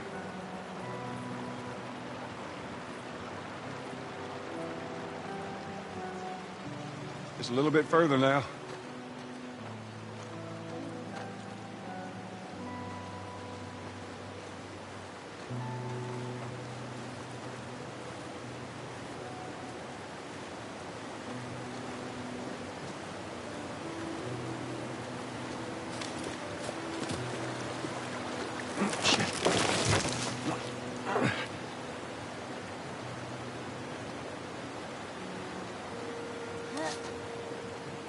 There, I got you.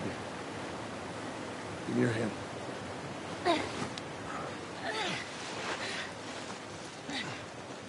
All right, come on. Hey, wait.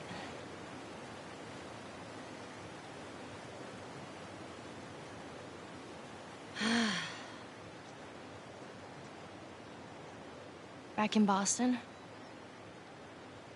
back when I was bitten, I wasn't alone. My best friend was there. And she got bit too. We didn't know what to do. So, she says, let's just wait it out. You know, we can be all poetic and just lose our minds together. I'm still waiting for my turn. Ellie. Her name was Riley, and she was the first to die. And then it was Tess. And then Sam. None of that is on you. Oh, you don't understand. I struggled for a long time with surviving. And you... No matter what, you keep finding something to fight for. Now, I know that's not what you want to hear right now. Swear to me. Swear to me that everything that you've said about the Fireflies is true. I swear.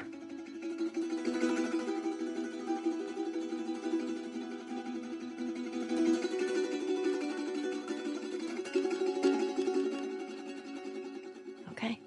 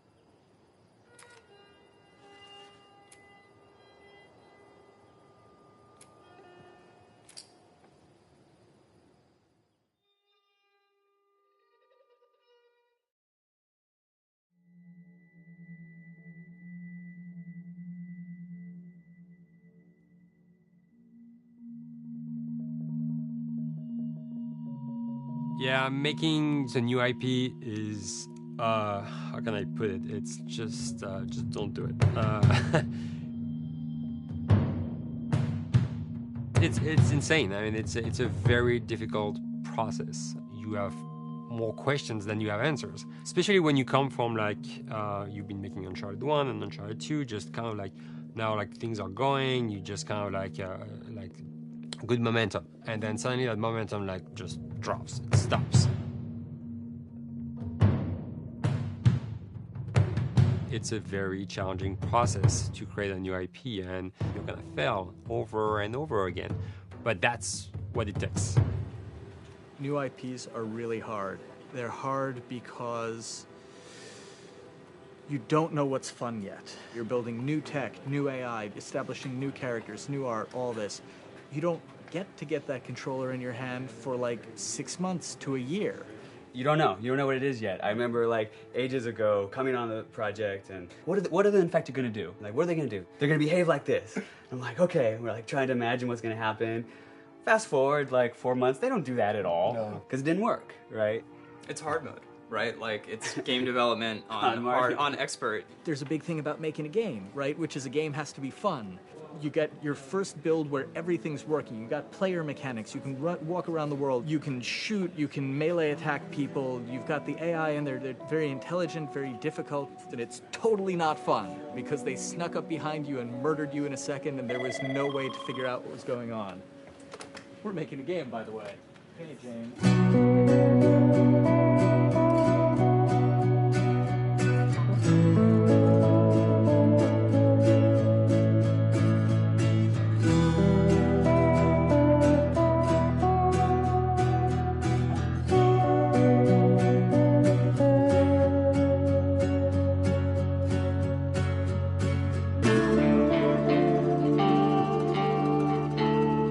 The company has grown quite a bit since I started. I think I was the 12th employee or something back when we got started, but we've tried to stay true to those smaller studio roots. I've been here for 16 years. There's just no reason to leave. I just like the environment here. It's very non-corporate. I think the way we work on Naughty Dog is kind of special because we don't really like hierarchy or bureaucracy, and no one is really just a manager here. Naughty Dog has a very flat structure. We pretty much all report to the co-presidents and the game directors. I always tell people when we hire them, just like, my job is going to be able to trust you. And that's what I want. I want just to give you something and you go with it, and I know it's going to get done. We believe in iteration, we believe in collaboration, and we believe in the people making the game working directly with each other.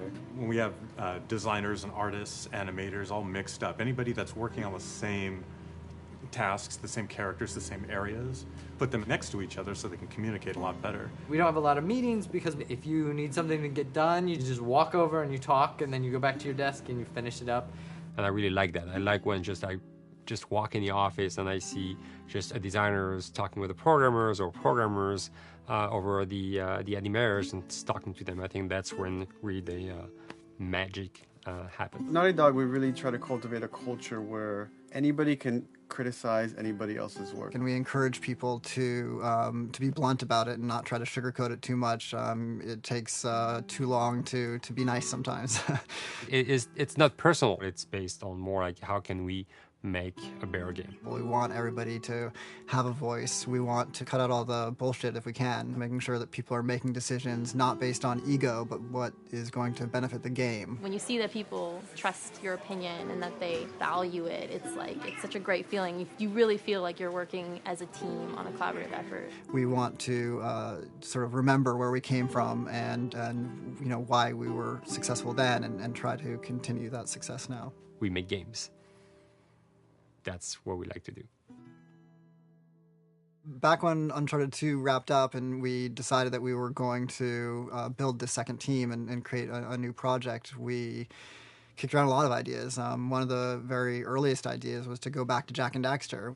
It's really near and dear to us. We really love those characters in that universe, and we think that there are some interesting stories still to be told there. We started to realize that it was not going to do justice to the franchise that the fans had fallen in love with. It would be shifting it so far in a new direction that we felt that effort would be more justified in developing a new IP. Neil and Bruce came to Christoph and I and said they wanted to do a post-apocalyptic game. I think the core essence of what they wanted to do, though, was to try to tell a story about two people and how their relationship evolves over the course of the entire game. That potential, oh wow, there is something very special about that game. This is going to be polished. Like, you're not sure if it's gonna work or not, and you have doubts. And like, should we be doing a game like that? Should we be doing a first-person shooter? Whatever. Like, you ask yourselves all those questions. And the creative director and the game director are the core of the team that have to really see eye to eye. That's why you have that balance between like Bruce and Neil's gonna try to push the just the story and the characters, and Bruce is going to try to push that with just the gameplay as well. And so it's kind of like those guys are just trying always to find the right balance between the two. It's a very delicate process. We feel that the interactive medium has an untapped potential to touch the feelings of the player. You have that connectivity, the fact that I'm actually in the world and participating in what's happening on the screen in front of me gives us some sort of advantage to make you feel connected with what's actually happening. At Naughty Dog, that's what we're trying to do, is pair story and gameplay together.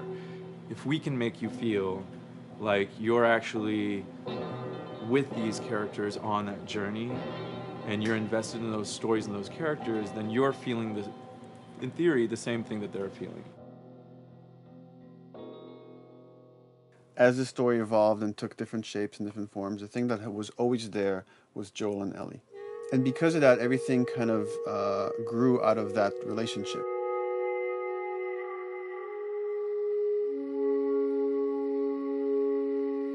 We've seen kind of that role of the anti-hero change, especially over the last 3 to 5 years, to where before it was like, the thick-neck mercenary kind of guy. For this game specifically, for this story, we needed something new.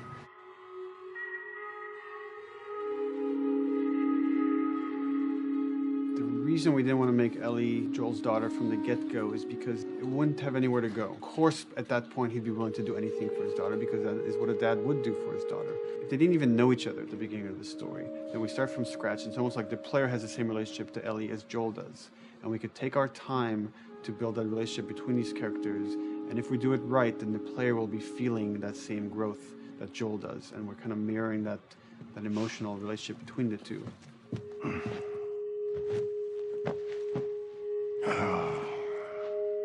What are you doing? Killing time. Well, what am I supposed to do? I am sure you will figure that out.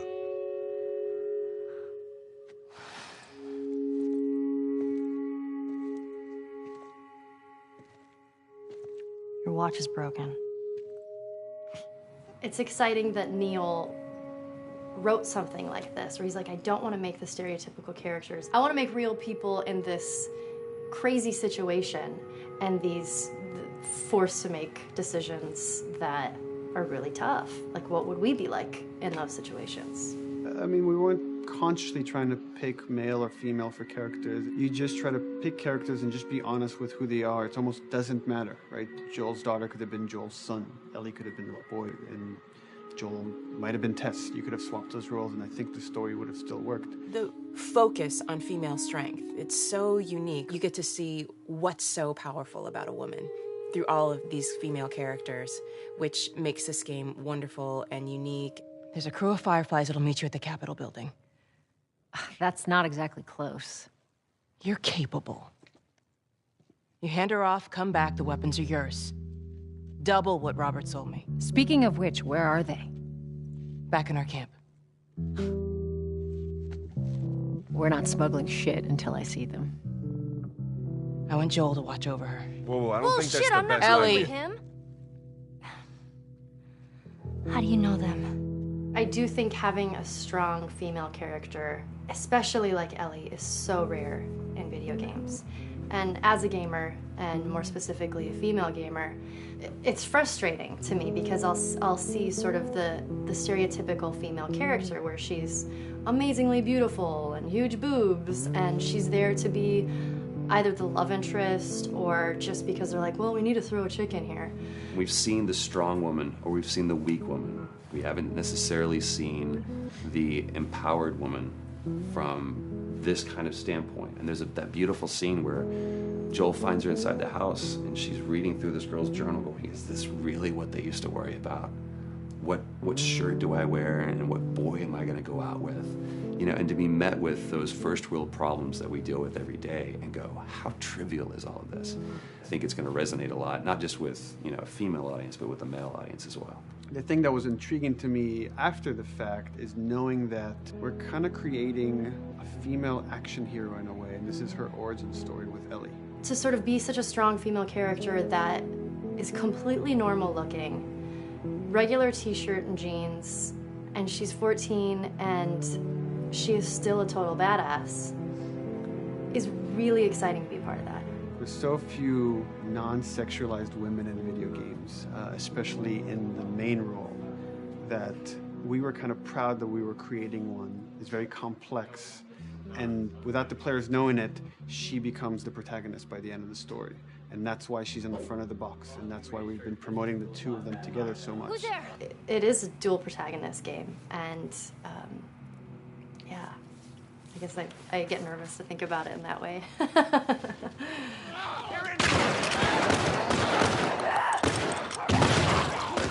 We couldn't talk about it. In fact, in interviews we've been lying about it, saying you never play as Ellie because it was so important for that to be a surprise. Sorry, journalists. Here we go.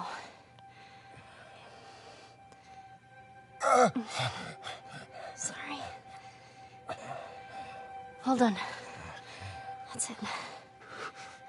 The tone of the game was set pretty early on that we knew that we wanted to make a really grounded story. We knew that we wanted to make the player feel the sense of tension and dread and go through the same emotional roller coaster that Joel and Ellie were going through. One of the things we kind of struggled with is to say, well, if we want to really ground this world and make it so like realistic, maybe we shouldn't have anything that could be perceived as a monster. Maybe like by just having an infection that just killed people, and it's all about humans and how they deal with this post-apocalyptic society and how different people decide to survive. Maybe that would be enough. And what we realized is because we're making an action game, a lot of the storytelling happens on the joystick. And once we remove the infected, it's like all of a sudden now we can't tell the story through gameplay of what happened to the world. And that's where we kind of went back and kind of brought the infected back in, because it lets you see, once you're fighting them, the threat that people had to deal with, that otherwise would just be very cerebral and people could talk about it, but you couldn't necessarily experience it yourself. In a novel, that might work. In a game for us, specifically an action game, it didn't work. And from there, when we start kicking around those ideas, and we're just like, what would be cool just to play? The early inception for it really came from a BBC video we saw called Planet Earth, where they were talking about a cordyceps fungus. This cordyceps fungus gets inside of the brain and controls these ants, and mandibles start chomping, they grow up to higher areas, cordyceps fungus sprouts out, and then it germinates. And essentially uses them to spread its infection and take over whole colonies, sometimes wiping them out. As soon as we saw it, we were intrigued by the idea of, what if it jumped to humans?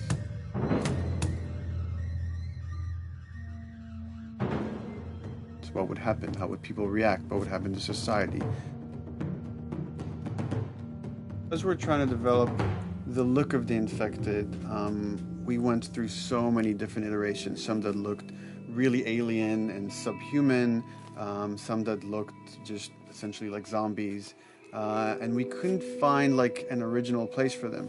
But one of our artists just did this kind of photo mashup where he took a bunch of images of diseases or images of fungal overgrowth, and he kind of mashed it all together and he threw it on this person. It was a very iterative process, making sure that the fungus felt properly integrated, like it was part of the body, growing out of the body. And not just fungus growing in the head, but it's tearing the face apart, cleft down the middle, this gaping maw of a mouth with the crooked teeth. And it's in great agony as its humanity and its brain is still somewhat functioning. Maybe you still have some human cognitive abilities of thought process back here. This isn't some decaying corpse on the ground. This is a living thing that's going to be coming after you in the world. The fungus is always the focal point. So you can see from a distance, oh, this guy's infected. I can tell straight away. In fungus, they have these beautiful saturated colors, and we really like that conscious of this something so horrific that it's going to like stop at nothing. It's relentless force of death, and yet elements of it are beautiful. It's not just about gore. It's not just about everything about it being scary, because to us it's actually scarier when things on it are somewhat benign or somewhat beautiful. It was evident that we were onto something that was quite a bit different and something that we hadn't really seen before, which was eerily human but very disturbing. And it seemed so creepy and so unique that right away we gravitated towards it, and it's like, this is our base infected. Everything should kind of come out of this look.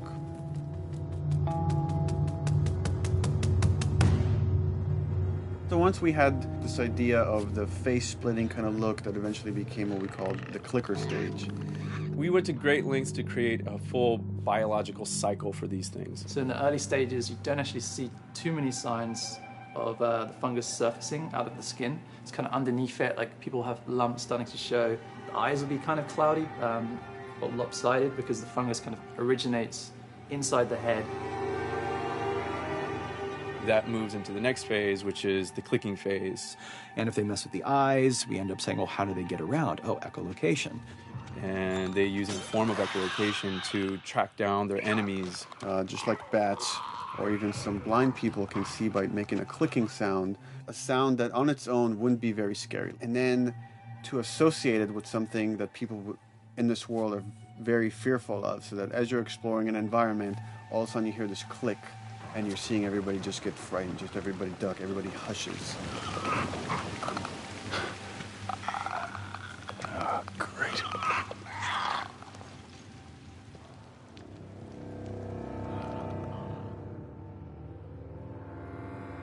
The bloater is the most severe of the stages. So large pieces of the body has been replaced by these kind of fungal plates.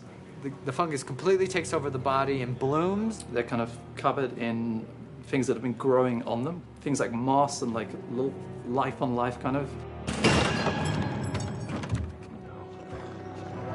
What the fuck is that? Goddamn bloater! When an infected feels like it's going to die, it finds like a dark corner and it becomes part of the environment. The human elements aren't there anymore. And then the body is gone. They lay down and sprout and then spew spores. And if people can breathe those spores, they become infected as well. It all had to kind of make sense of how each stage flowed from one to the other. And that's hopefully how we've created a world that you can kind of look through it and understand the science behind it and say, I could buy this, I could get into this.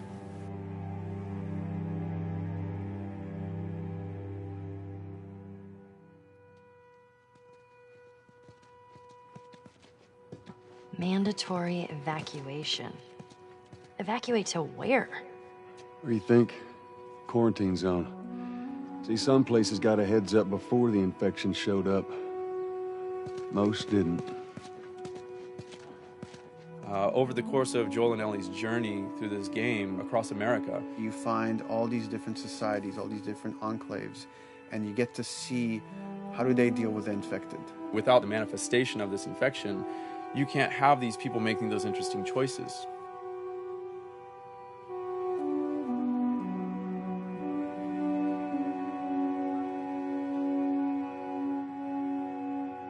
The world we decided was actually its own character, really grounded with a lot of texture. What happens, after 20 years of the fall of man, when no one's taking care of anything? This book called The World Without Us describes in detail how much fighting on a day-to-day basis we have to do to keep nature back. And once you stop doing that, how quickly nature can reclaim that. As they talk about New York, and how every day they pump water out of the subway system. That system breaks down. Within 2 days, a whole city is flooded. And once water gets introduced, then structures collapse pretty quickly. Trees will sprout, and wind will carry those seeds over, and gutters get clogged, and then when it rains, water fills up, and then pretty soon you have vegetation growing over there, and once you have vegetation, concrete breaks pretty easily for when there's a tree and roots breaking through that. Even some of the stuff we did on Uncharted, you know, exploration of how temples were ruined. What if you took those ideas and put them in Pittsburgh or Boston? And obviously right when that happened, you can imagine that being pretty terrible to look at. But you think about 20 years later, and with rainwater filling up those sinkholes and then those becoming like little marshes with lily pads in them. We had this wonderful piece of concept art we developed really early on, and there are all of these wild animals that have escaped from a zoo and over the past 20 years have bred, and now they have herds roaming these cities. And that's something that tells you that life goes on and this world is worth saving.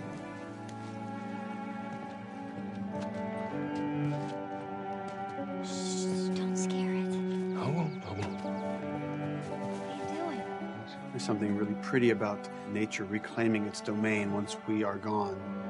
So fucking cool. We have another level of OCD of the logic goes into some of these environments.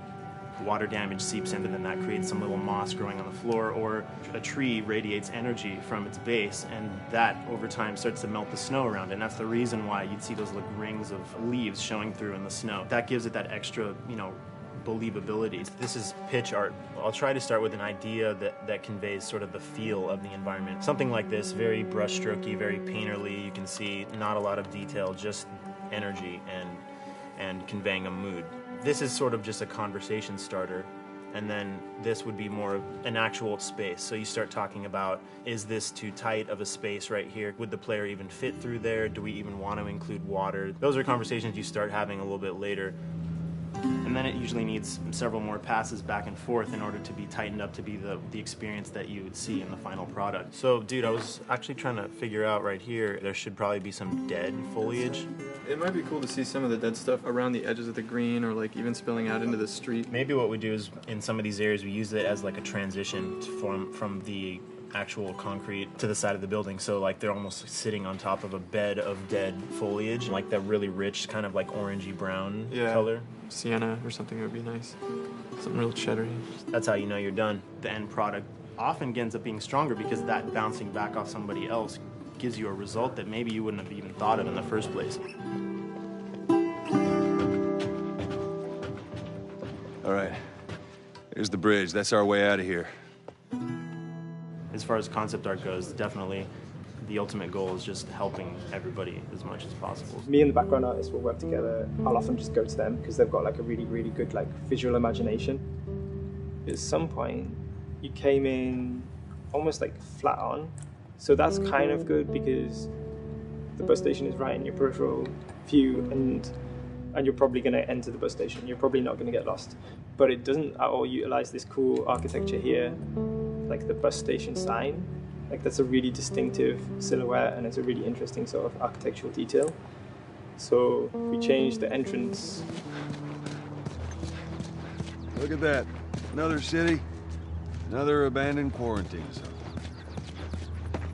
I think it's a better composition anyway. It's not so like symmetrical. And I think that was done so that this sign read better. If you didn't see the word bus on it, you might not know it's a bus station. So I think that helps. Everything we're doing in the environments is relating back to what you should be feeling in the story or what's happening to these characters. So is that everything you hoped for? Jury's still out. But man, can't deny that view. Come on, this way.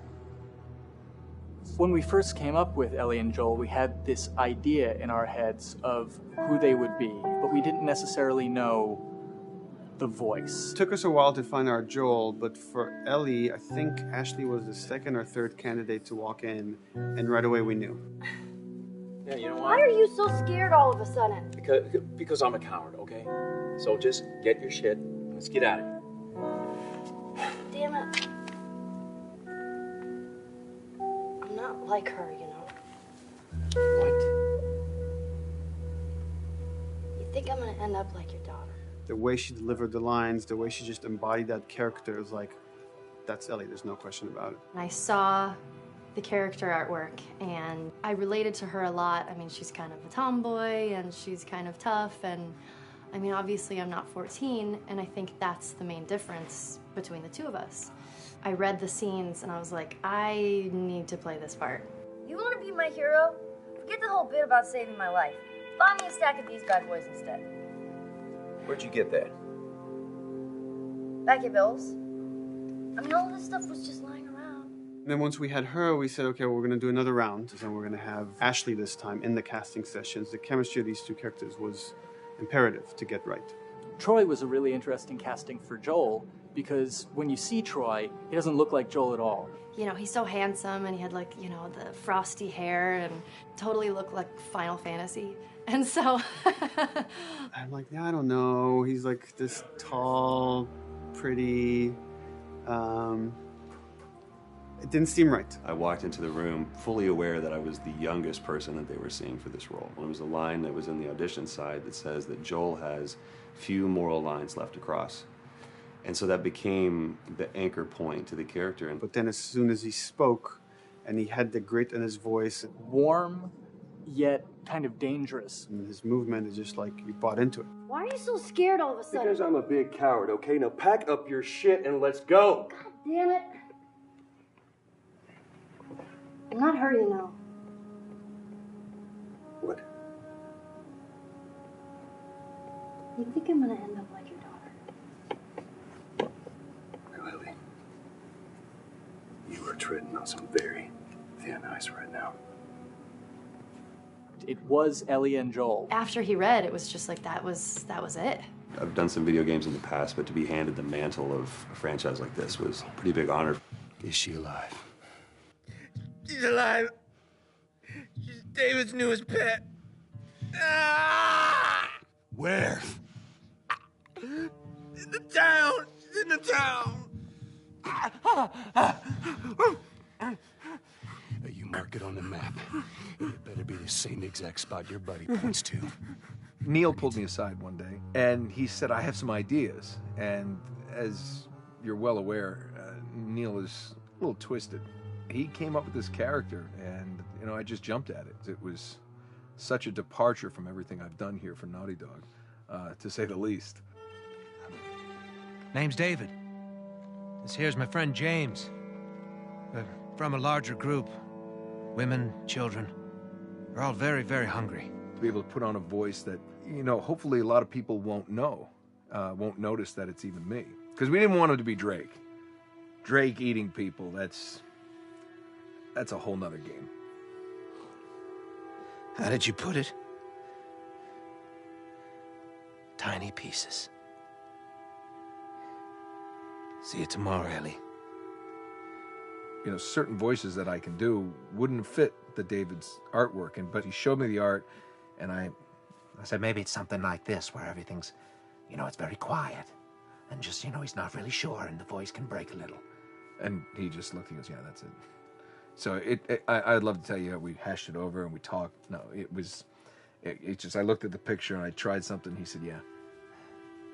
A few weeks back, I sent a group of men out a nearby town to look for food. Only a few came back. And turns out that the others had been slaughtered by a crazy man. And get this, he was with a little girl. You see, everything happens for a reason. Ashley, she brought humor to it. She just has some really great comedic timing. The way she reacts to the things around the world with a little bit of sarcasm, that teen kind of like trying to get a rise out of you. Now watch your step as you're going out, because it's going to be a little... It just brought a certain levity to the story that the story needed. You didn't even realize it needed it until she started doing some of that stuff. Oh, I'm sure your friend will be missing this tonight. Mm-hmm. It's light on the reading, but it's got some interesting photos. Now, Ellie, that ain't for kids. Whoa! How the hell would he even walk around with that thing? Get rid of that. Hold your horses. I want to see what all the fuss is about. Oh, why are these all stuck together? I'm just fucking with you. Bye-bye, dude. Throughout the course of shooting over these past couple of years, Ellie and I have kind of morphed into each other, which I know sounds so cheesy. Neil always asks, he's like, well, what would you do in this situation? I think the most important thing that Ashley brought is a sense of capability to Ellie's character that wasn't there in the beginning. The very first thing we shot involved her being pulled out of a car and attacked, and Joel was supposed to go save her. It was written that Ellie sort of was just kind of watching on the side, just waiting till he was done, and I was a little frustrated because I was like, well, if this were real life, I would do something. We did a couple takes, and at some point she walked up to me and she said, I feel like I'd hit him. So we added in a part, like, right there off the bat, she's not just this damsel in distress. Right there, she wanted to fight back from her very first day of shooting. We didn't have it right initially. She needs to be more capable than initially we thought she would be, and actually that made us go back and rethink combat and rethink a lot of the areas in the game, and now she was going to take a much more active part.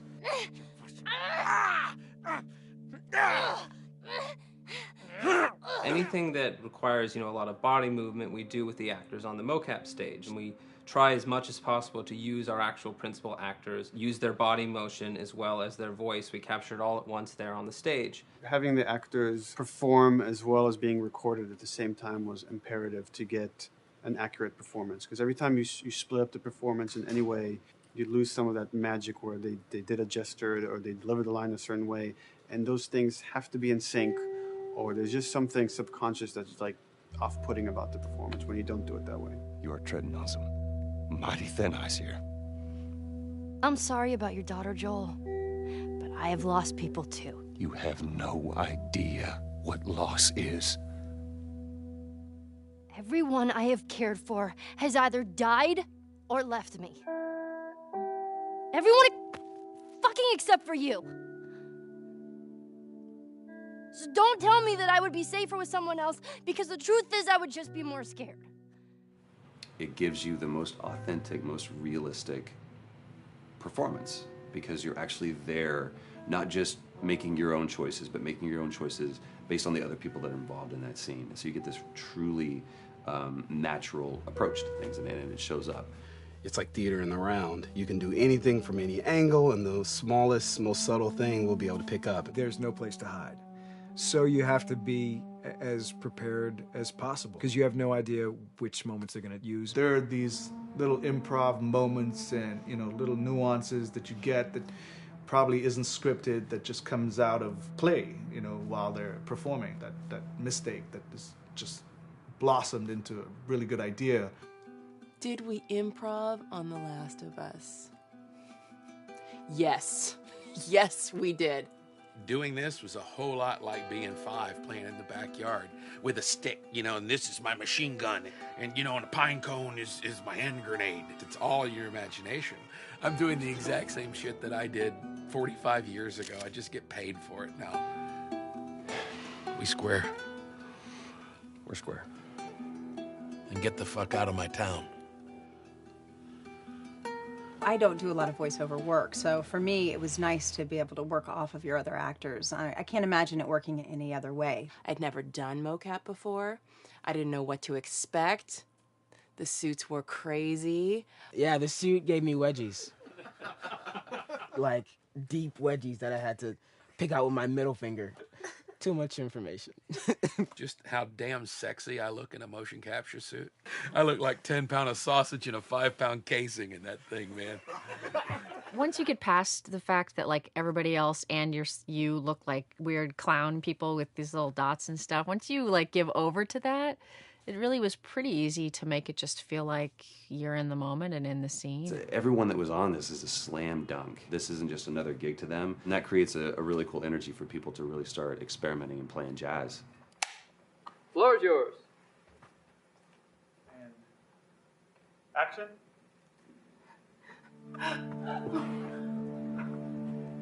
Hey! Oh, let her go. Don't worry, this is fixable. But I can't come with you. Well, then I'm staying. Ellie, I want Joel to watch over her. Oh, no. Bullshit, I'm Ellie! with Start I him. could just take her to the North Tunnel and wait for me there. Jesus Christ. Just cargo, Joel. How do you know them?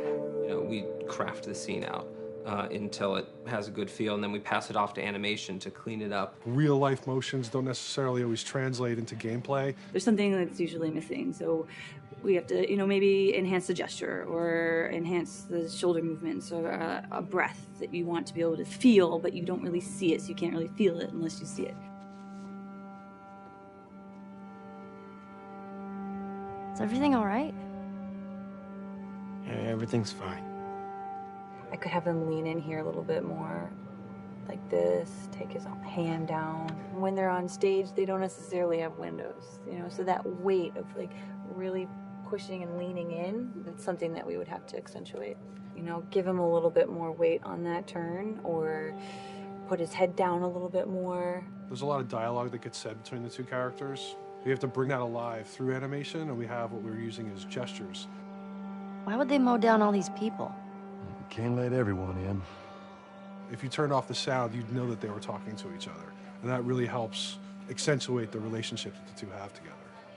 We have certain animations that play in the beginning of the game on Ellie. She's traveling with Joel, who she doesn't really know. There's a lot of gestures to make her look nervous, just her overall stance. Later on in the game, they develop a relationship through the animation, not just the dialogue. You can see that she's more comfortable around him. If that reads well with the player, then, we're doing our job.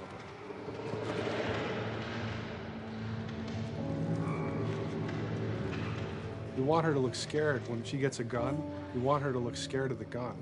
So if she's gonna aim, she wouldn't be like super trained aim. She would be more like some scared. But at the same time, it needs to look cool and feel cool to the player that plays. It's really just these little tiny details that we're doing, and it's coming across. It's working out well. We don't do facial capture. We don't track eye movements on stage. It's just the motion capture data. Everything that you see on the faces is hand keyed. As you can see, this is all of her mocap data.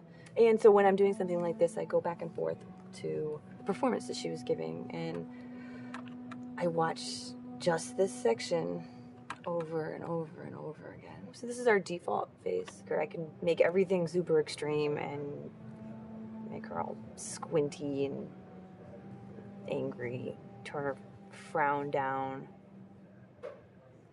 I can open her mouth, stick her tongue out. It's listen, watch. Okay, where's her mouth at this point? Like, is it open? Is she making like a grimace? About Tess. I don't even know. Here's how this thing's gonna play out. You don't bring up Tess. Ever. Matter of fact, we just keep our histories to ourselves. We shoot all of it to just get the body motion, and then we'll do a second pass with the cameras. The scene's playing back on an overhead projector, but it's also playing back on a monitor that's attached to my rig. Sean and I would go to the stage and motion capture the camera, filming the scene, and so he would get a whole wide shot, a whole close-up for the whole scene. You can change your lenses, you can use your standard 35, 85, 50s, whatever, all that sort of live-action camera cinematography, you can apply it on stage. We make sure to go back in and add flaws. We keep the confinements of the room so the camera can't go past a certain wall, because then we have this cheated perspective. If the cameraman bumps into the wall, we keep it. Missing focus hits when you're pulling focus, going too close to a character and reframing, those little moments in there, kind of keeps it very cinema verite. If everything was too perfect, you wouldn't be able to put your finger on it, but you'd be able to feel it. It would just feel off. It's very much about grounding it, despite having the option to do whatever we want. Being able to place the cameras anywhere we want after the motion capture gives us both advantages and disadvantages. The biggest advantage is it means that we just have to nail the best performances we can get, and the luxury is that we can always swap it. The 3D world gives you limitless opportunities with cameras and movements, exposures, all that stuff. Most of these cameras are sort of set up like real world cameras. So we have lens, we have f-stop that will create the depth of field. We have aperture to set out, film back, and all that stuff. A master, and then I have my close-ups, my over-the-shoulders, sort of just like a live-action production. Let's go to camera 30 at the 23.458. Then I get that kind of weird, bend across his back. The closer I bring the camera, the more bend I get, which is, doesn't look right. It looks less cinematic than if I do that, which flattens the whole thing. And I'm trying to also catch Ellie. Like if you scrub a little more, catch her in the back here. So I want a longer lens of that kind of stuff. Since I've only had experience working with live action before I got into video games, it was a kind of a cool adjustment to be able to have this extra flexibility in post, to swap a line of dialogue for something different, even though that's not what the actors said at that time, and to be able to still have a close-up on them while they said it. You get to make it probably more perfect than you could ever make it in live action. How far are we gonna take As far as it needs to go. Where was this lab of theirs? Because our actors are both the voice and their body, they get to play, they get to try things, they get to work with our director to kind of come up with new ideas, or even our director will have a new idea on the spot that wasn't there in the script, but realizing when he sees it, oh, well, this would actually be better, this might feel better. And those changes all just happen organically there on the set. He could even lead straight into his thing. It's like, no shit, yep, Ty, we want to do that, so we rented 2 Harleys and drove cross country. Keep it pretty succinct. Like, we got the bikes, rode them cross country. Cool. It's shocking to me that this is Neil's first time directing. There was a specific tone and a specific approach that Neil and Bruce wanted to take with this. It just came down to there's nobody who knows the story better than you, and then there's nobody that knows these characters better than you. Why don't you just do this? He and I actually had a conversation about it. He says, I think I'm going to try this myself, and I'm not sure. Neil was fantastic. The floor is yours. Okay, so remember, you've been running away from this turret-mounted truck. If you come to this dead end, you're going to look up and see a potential way out. And action. Check it out.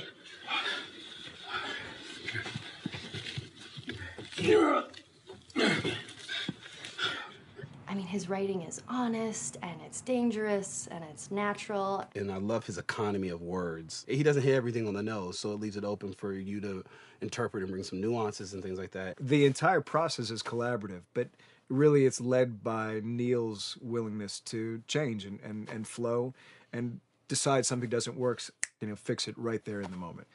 And it is something that's very foreign to the way that TV and film is done now, where everything has been micromanaged by the time you get it to the table read, and no one wants you to change anything, and everything's very precious and has been rewritten with notes from 20 people in suits, and you can't do that just anywhere in entertainment these days. Yeah, I want to make sure. I think I swung too far over to this way, and now it's a little bit of making jokes about it. And I need to bring it back to center a little bit. There's one scene in the game where we see Joel not as a ruthless survivor, but as a father. I knew from the very beginning that he was going to lose his daughter, and I just told Neil, I was like, when that day comes for us to shoot that, I need a heads up. About a week before, he said, it's time. We're going to do that scene. I was like, okay. Because I knew that I was going to have to go to this place that you don't really want to go to as an actor. You want to find some aspect of reality that you can empathetically draw from, Troy and I were both kind of just like walking around for a while and just kind of getting into the zone. And well, my grandpa died when I was 8. He was like my dad, and so that's always what I use to get into that place. I started recalling all those memories and starting pulling up all those feelings, and they're just right underneath the surface. When I walked back in, everyone realized that something was different. They kind of calmed down, You could feel the energy just drop a little bit more. It was brutal. I lose my shit. I mean, just completely break down. Don't do this, please, God, no. Oh, God, no!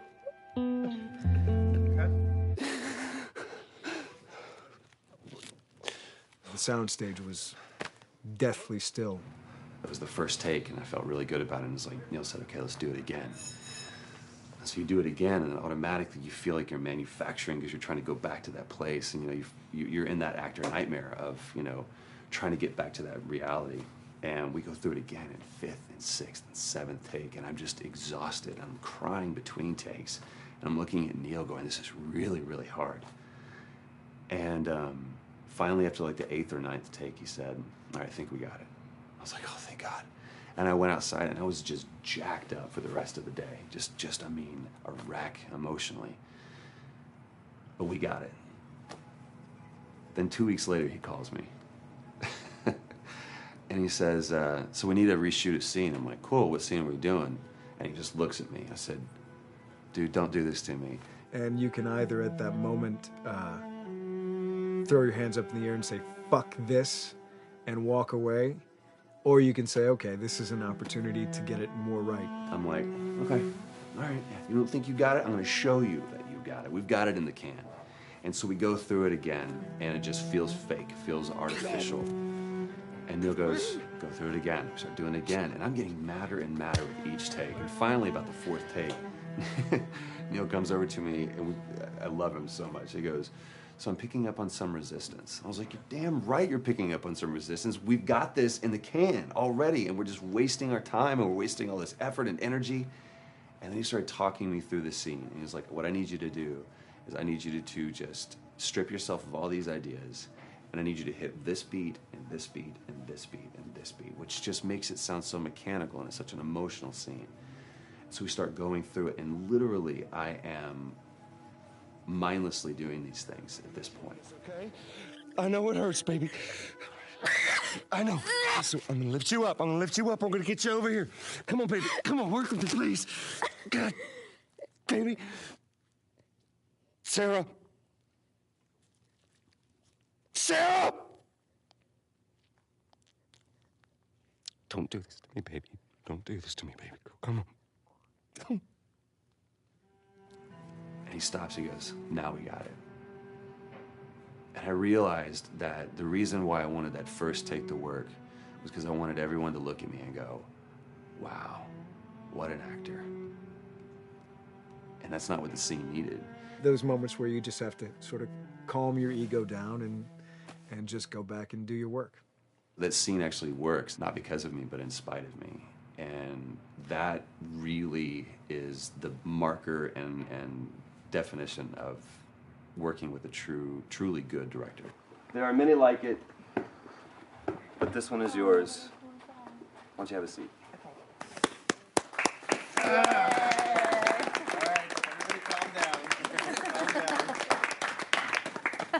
Thanks, guys. It's the director's chair. Working on the project, we knew we wanted to have a pretty minimalist soundtrack. And we had a folder where we just throw music in there. Looked at the folder one day and we saw, we have a lot of stuff here from Gustavo Santaolalla. We're looking for a composer. What if we reached out to him? Oh, no. Sarah. Move your hands, baby. I know, baby, I know. Listen, baby, I know this one. You're gonna be okay, baby. Stay with me. I want to pick you up. I know, baby. I know it hurts. Come on, baby. Please. I know, baby. I know.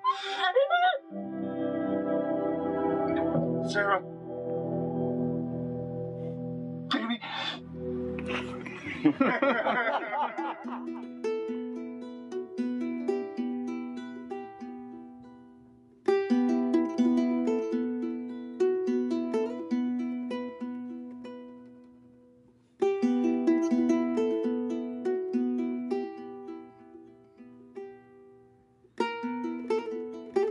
My life has been and still is kind of like a road movie. I grew up in Argentina. I came to the United States in 1978 because we had a horrible political situation in Argentina. We had a military dictatorship where 30,000 people disappeared at the hands of the government and many other more were tortured, and I was blacklisted. It was just impossible for me to keep on living there. I've been in jailed many times since I was probably 15 years old just because I had long hair and I play an electric guitar. So I had to embark on this trip.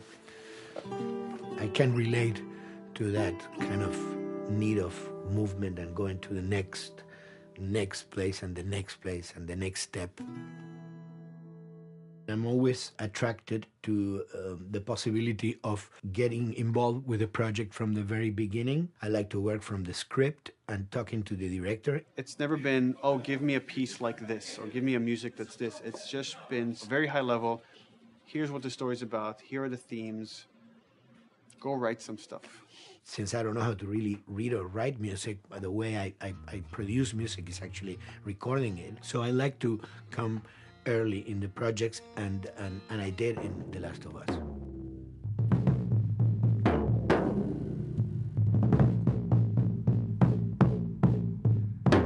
One thing that was fantastic from the very, very beginning was the freedom I had to try and to do whatever I felt could work, you know? As the story was still being written, you could listen to this piece of music and just get a sense of where this needs to go tonally, because the music was still inspiring the story. So that was the great thing of having the music written so far in advance. You know, at the beginning, I was going really out with some things, and sometimes some of those things were the ones that they liked the most, you know? So I really felt very motivated to work, and I enjoyed immensely working. It was this very organic back and forth experience where one element was inspiring the other and vice versa. I needed to go into some more dark places, more textural and not necessarily melodic.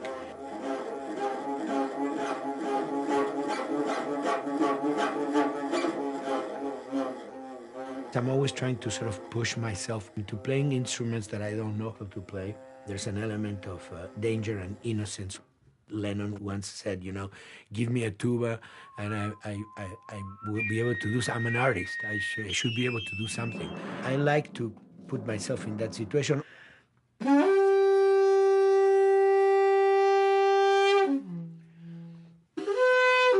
So these are just PVC pipes, the one used, you know, in construction.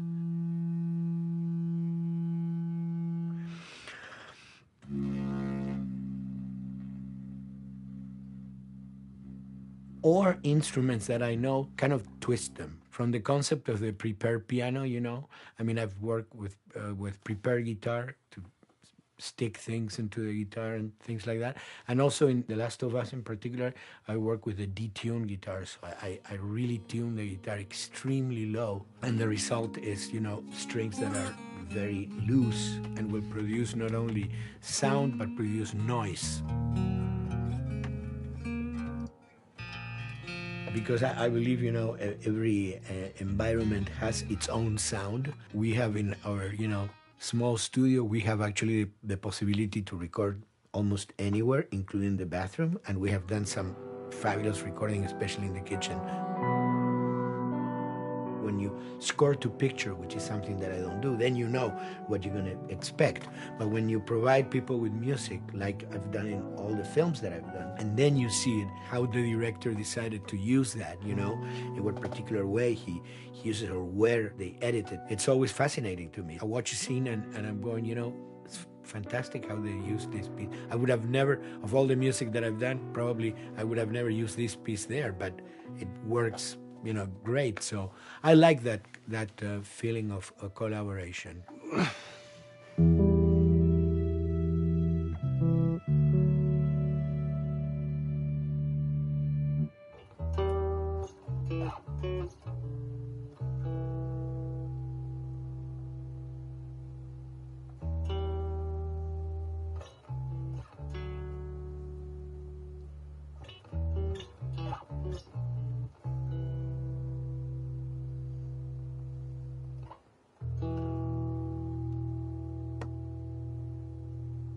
I think, you know, the guys also that work in programming and adapting that music to the game, they should share a lot of the credit for the end result. In the beginning, there was silence. Yes.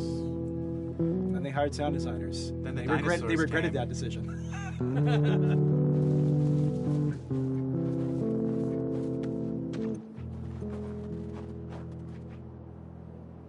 Hold it steady. Ha! Got you! In a much quieter environment like that, we really had to fill out the soundscape with much more natural sounds, much more detailed, delicate sounds. The tension comes from the lack of sound, in a way. Your brain is thrown off because where I expect to hear buses and crowds, all of a sudden I hear wind and leaves rustling. Again, it's creepy and beautiful at the same time because it's almost like I'm going on a hike, but I'm in a downtown area.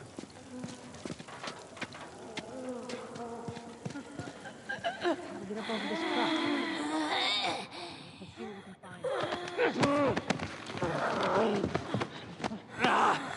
To Neil, I mean, we were going through the iterations, so he just did not want, like, yells and screeches and what he called, like, you know, kind of witchy qualities, Right. the cackling witch. He didn't want anything like that. It was a little bit of a head scratcher to figure out, okay, how do we make it sound human but not human? Yeah. We really did not want to use any animals. We wanted these all to be human. Derek and I basically decided to hire a couple of voice actors who did some interesting work vocally to see if they could come up with something. And we worked with this girl, Misty Lee. She started giving us these really great screeches. And that's no process. Yeah, that's just her voice. And it started going into this little click. We also used a little bit of Phil's voice.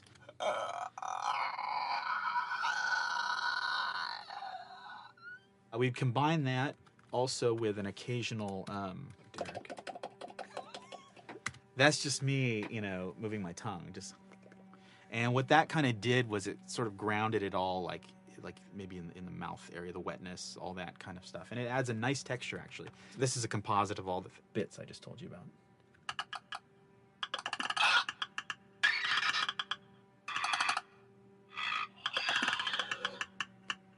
Sounds like a Snapple bottle. Oh, the lid? Like the lid, yeah. That's a good idea. Fuck, where were you guys like months ago? Why did we think of that? Why did we think of that?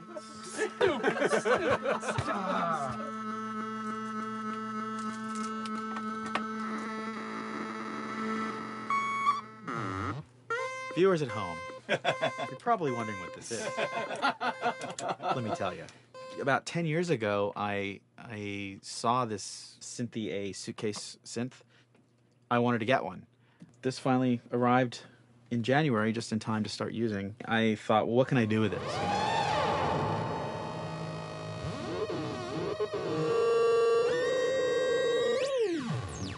In Lakeside, there's a whiteout that happens, and this thing has a noise generator, which gives really convincing wind sound.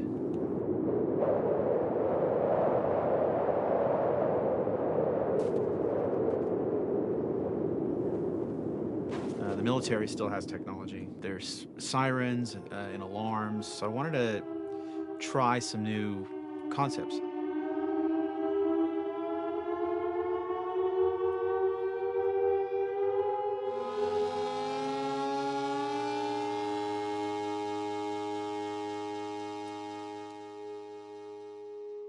Man, What?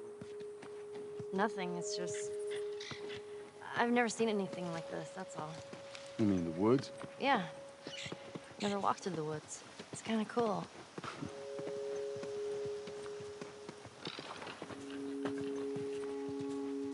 We consciously take in consideration lighting in the beginning. Most of the game, we don't really have any real man-made light sources, so everything is naturally lit. In the past, you know, we could use a lot of artificial light, but in a world that has no electricity, We have to hide most of the time, and that requires getting very close to certain assets.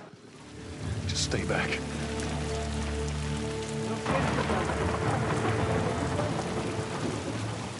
Otherwise, can't. Detail's expensive, and if you build up too much of it, you end up running into technical problems, right? Your engine slows down. When the frame rate goes down, everyone can bring up the profiling tools and see which parts of the frame actually cause the drop of the frame rate. This is the profiling tool. These are all the SPUs. Here's the GPU, and then here's the PPU. You can see, like, here's the main process, and here's all the sub-processes, and you can see, tells you, like, how many milliseconds and cycles it's taking. The programmers are whiz at modifying this stuff and realizing, oh my God, why is this thing so big? We're taking 10 milliseconds on this thing. And then that's when they come over and find somebody and hit them over the head with a club and be like, why are you doing this? I love, we put the 30 frames per second goal because that's what we shoot for. Someone nicely put the 60 frames per second goal. It's like, yeah, we're not going to hit that. Lighters usually can come up with different lighting setup that still looks great, but is less costly in terms of performance. Did you talk to the character artist about her hand? So her face is getting a lot of spec, but then her arm is just like bone dry. You think something we can tweak in shader? We'll have to send back to character team Michael to take a look. I can play with the lights and see if that's creates more like spec. Yeah. I've never ever focused so much on lighting and how much sensitivity there is to that here. One of the first lighting scenarios I had to do was like 7 a.m. like overcast, and I'd like wake up early and like take photos with my phone. What color are the shadows? What color is the light? It is a master's course unto itself of how to deal with ambient lighting because I've never had to use it so much. Man, this is kind of sad. What is? All this music that's just sitting here. No one's around to listen to it. I don't know. It doesn't seem right. All the characters cast soft shadows onto the environment. Even when there is no direct sunlight or no direct light sources, we still have nice fuzzy shadows. When you're walking down the hallway and you see your soft shadow goes along with you projecting on the wall on the environment, that make everything look real.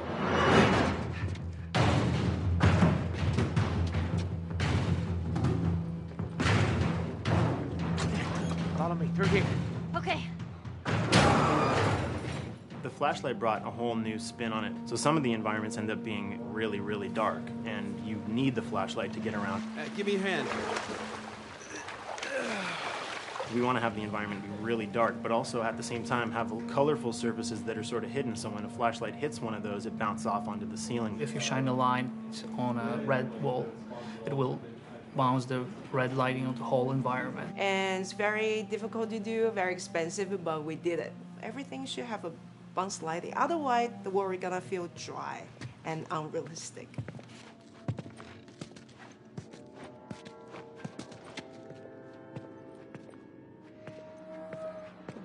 I guess this is where the assholes sleep. I mean, slept.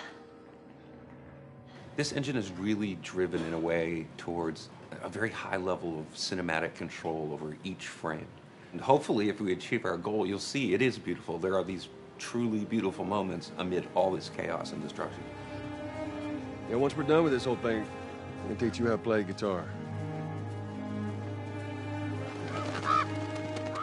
What do you say, huh? Ellie, come on.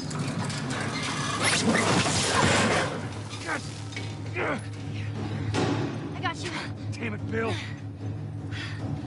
What just happened? One of Bill's stupid traps. There, that fridge, it looks like that's a counterweight. Okay. The story really dictates sort of the arc of the overall pacing. Storytelling would always want to be subtle. They would always want to keep the world grounded in reality. But gameplay has requirements where the player needs to see this thing. The player needs to immediately know that the enemy is attacking, that this room is dangerous, that this room is a puzzle that you have to solve. What are the things that we can do on the joystick to make you feel the same way that these characters are going to feel when we get to this next pinch point in the story? There's a turn in a scene that we need these characters to take, and we need you to feel it or understand that, and that means you have to play it. Sam! Oh, thank God. Gotta keep running. Ah!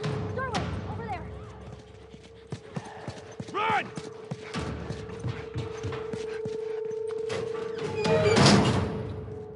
We really want to make sure that there's that contrast between the negative space and then the high tension spikes.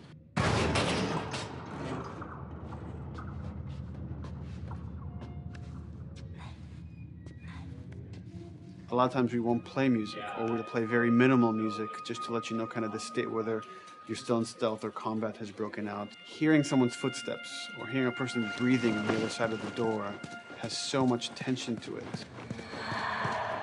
You hear that? Shh, quiet. You feel the tension of the world, make you question whether you want to engage with these guys or kind of try to stealth around them. That's another reason why we don't have traditional cover in the game. You smoothly move around everything, contextualizing with the environment, but you're never locked down. We want the player to, with that crafting system, with the scavenging system, with all of the abilities available to them, to constantly be moving around and changing as the moment arises. Gameplay is all about, I have a limited set of tools, and how am I going to use those tools and those limitations to overcome this obstacle in front of me. And that obstacle might be infected, might be another class of humans that wants to kill me for a bottle of alcohol in my shoes.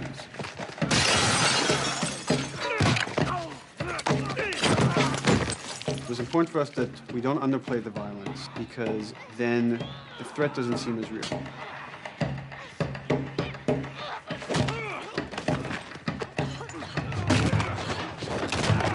We see video games as this incredible medium to tell stories. We want to treat it as equals to books or comics or TV or movies. This is subject matter that would not be considered out of the ordinary to tell in one of those other forms of entertainment. Fucking hunters. See, this could have been us. We wanted you to buy just the desperation of these people and why they're behaving this way, because it's so brutal. And at the same time, we didn't want to make it so over the top, stylizing it, so then it doesn't become as real. It was important for us actually to hit that middle ground where it's kind of disturbing. That glint that's happening on that curvature, it'd be good if there was a way that we can guarantee that from this angle, we're seeing it. It seems but really it's flat. overall too bright and opaque. Yeah, looks like paint. Yeah, see, the blood on the ground works really well. It's something about the other shader is messed up in this environment. We got to fix that to unify the look. Shouldn't make you giggle or laugh or any of that. You should be kind of appalled by what you have to do, but you understand why you're doing it.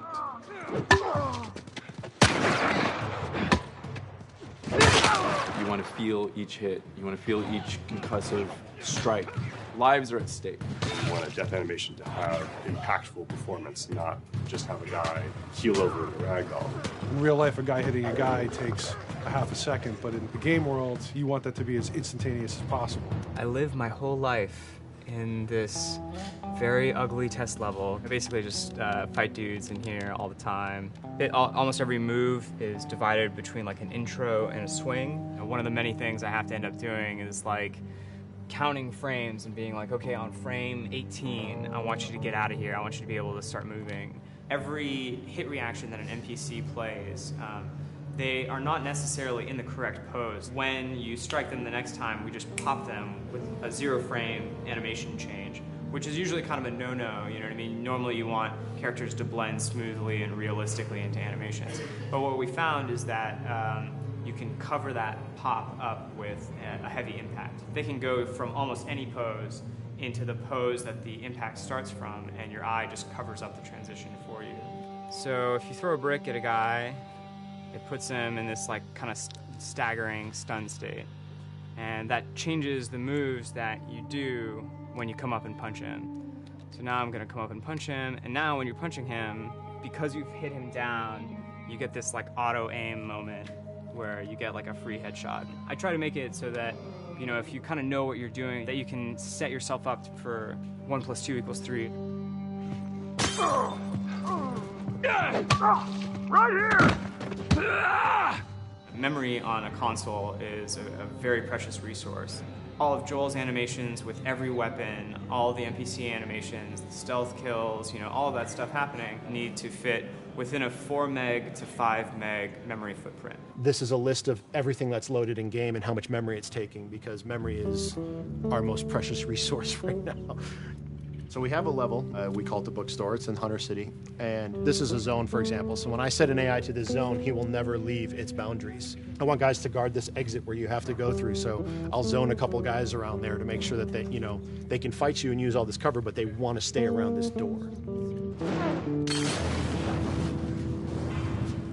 This is another key component of the AI, is what we call the nav mesh. This defines the overall play space of where an AI knows he can or cannot go. Hey, look, that's where a cover used to be, and there's a hole cut out for it. I got to fix that. Here's some other wonderful things. See these little red polygons? Yeah, that means they're not linking right for some reason, so that means they can't really walk through here properly. It's a bug, and I need to fix it. Welcome to my life.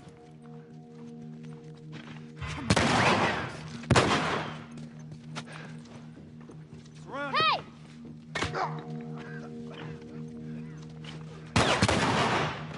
If you look at a lot of games, NPCs are usually only alive for, you know, a few seconds before the player ends up shooting them and then they're dead.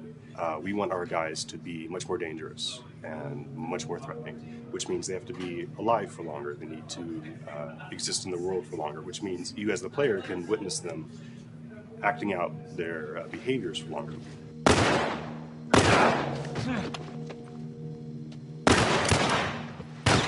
So So we've been working really hard on our AI systems. Back of the box, biggest bullet is going to be like AI.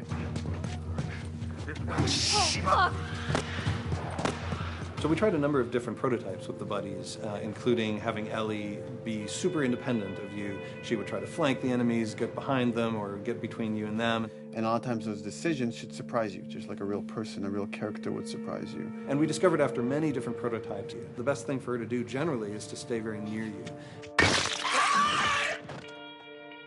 You need the exploration, you need the scavenging, you need something to say like, okay, if we just crank it to 11 the whole time, then it's pinned up there and there's no time to breathe, no time to assess or analyze, and no time to really contrast. There's no way of shifting the pacing.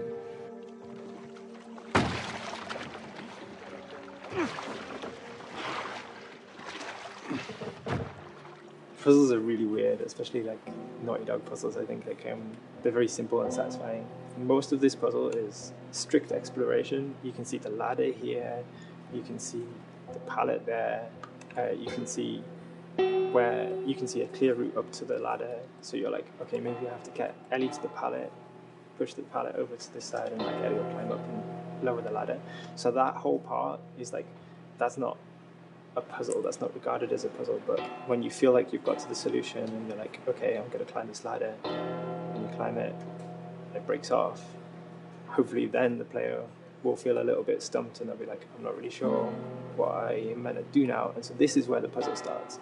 Hopefully at this point, like all of the elements that the player needs to solve the puzzle are very familiar to them because they've been through the previous exploration beats. They're improvising with elements that are at their disposal. That's a really sort of like strong theme throughout like The Last of Us. So, like you're a survivor, you'll take whatever tools you're given and you'll use them in like creative ways to survive.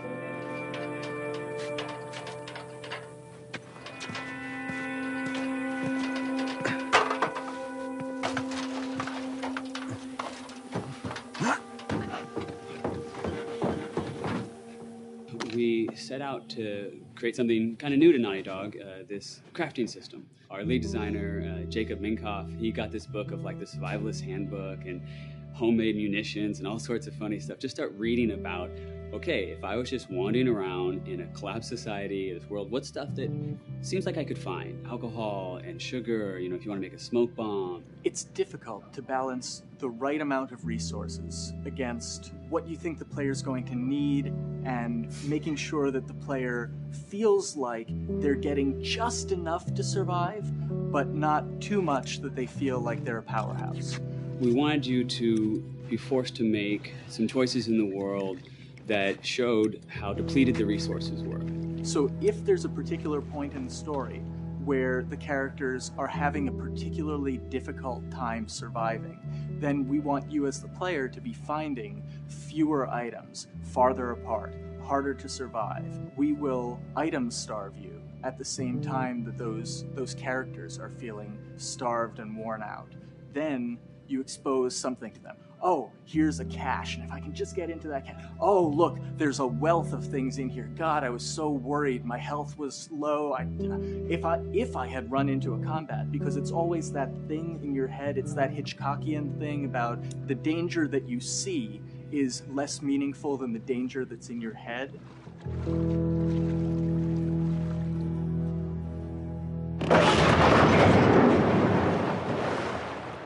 When we're designing the levels, you know, it's nice to have the stuff that we know people are going to encounter. You know, we kind of call this some of the critical path stuff. These are the things that 9 out of 10 players are going to find. They're right in the way. It's where you have to go. And then whenever designing a level, you want to have that little nook and cranny, right? You want to reward the player being like, oh, you went over here. And then you also want to have that other second nook and cranny. The player is supposed to go place a ladder here and climb up through the rest of the hotel. But what they can also do is shimmy across this area, and I place a really cool like upgrade kind of off the beaten path to reward players for exploring.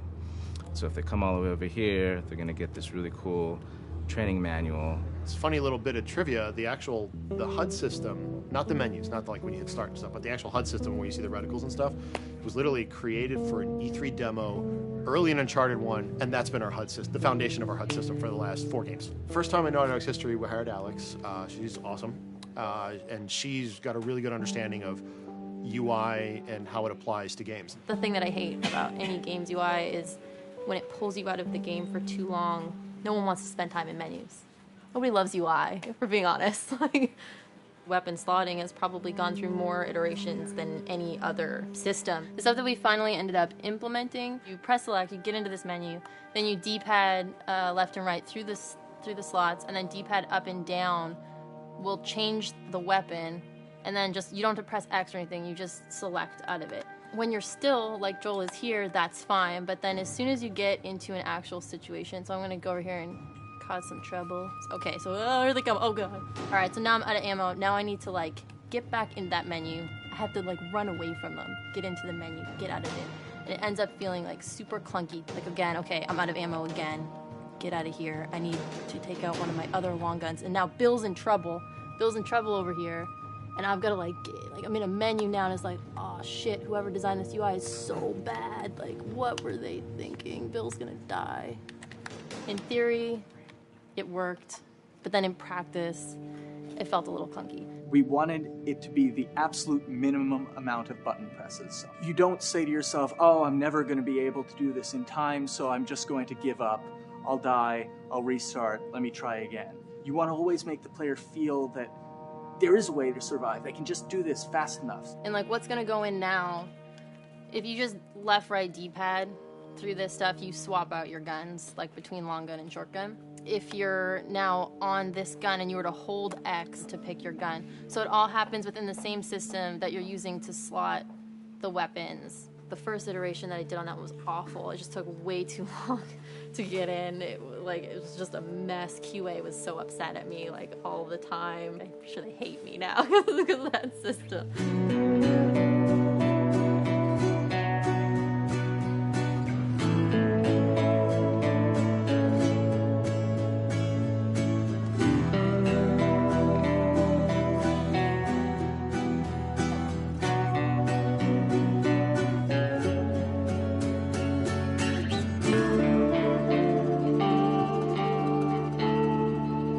I think the way the industry is kind of maturing and changing in general, you're seeing a lot more focus and importance on refinement and polish. So having internal QA really helps.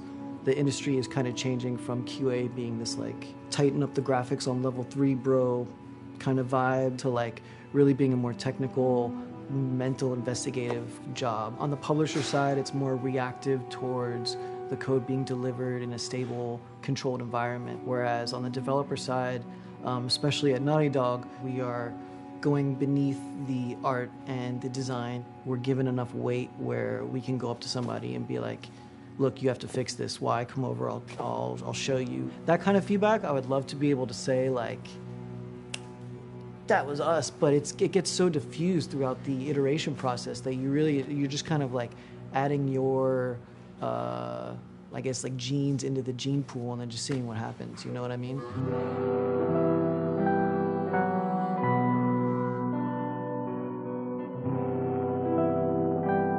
Everyone's working all the time now. But like I tell people, like 7 weeks and then you can have tons of time off, enjoy the sun, you know? But for now, it's like, this is it for everybody.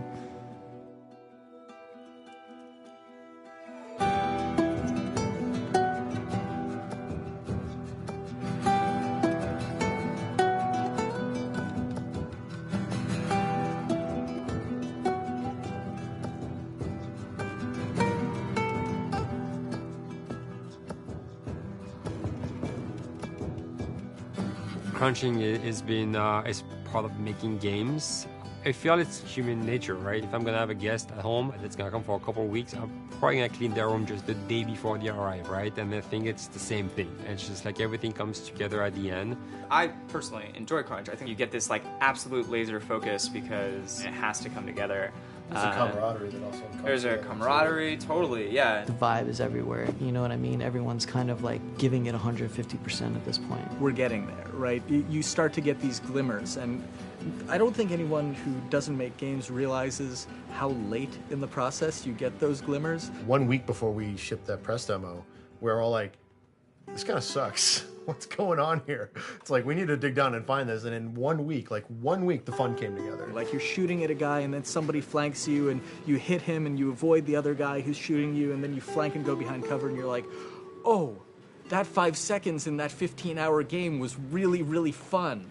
How do we make that 5 seconds happen thousands more times? My favorite video game is making video games. It is as challenging and as complex and as interesting. If we had to like try all the things that didn't work, what's hard about Crunch? It's like marching through that swamp of it not working.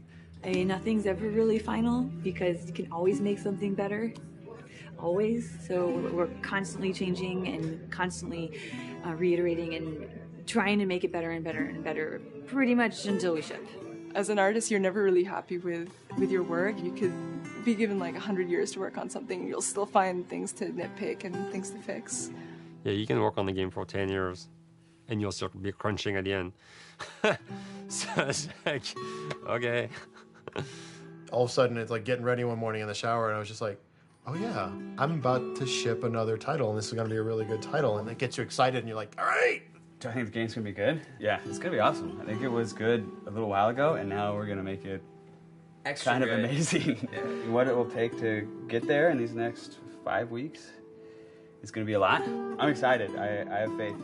Every time we're shipping a game, it's terrifying. You just hope for the best.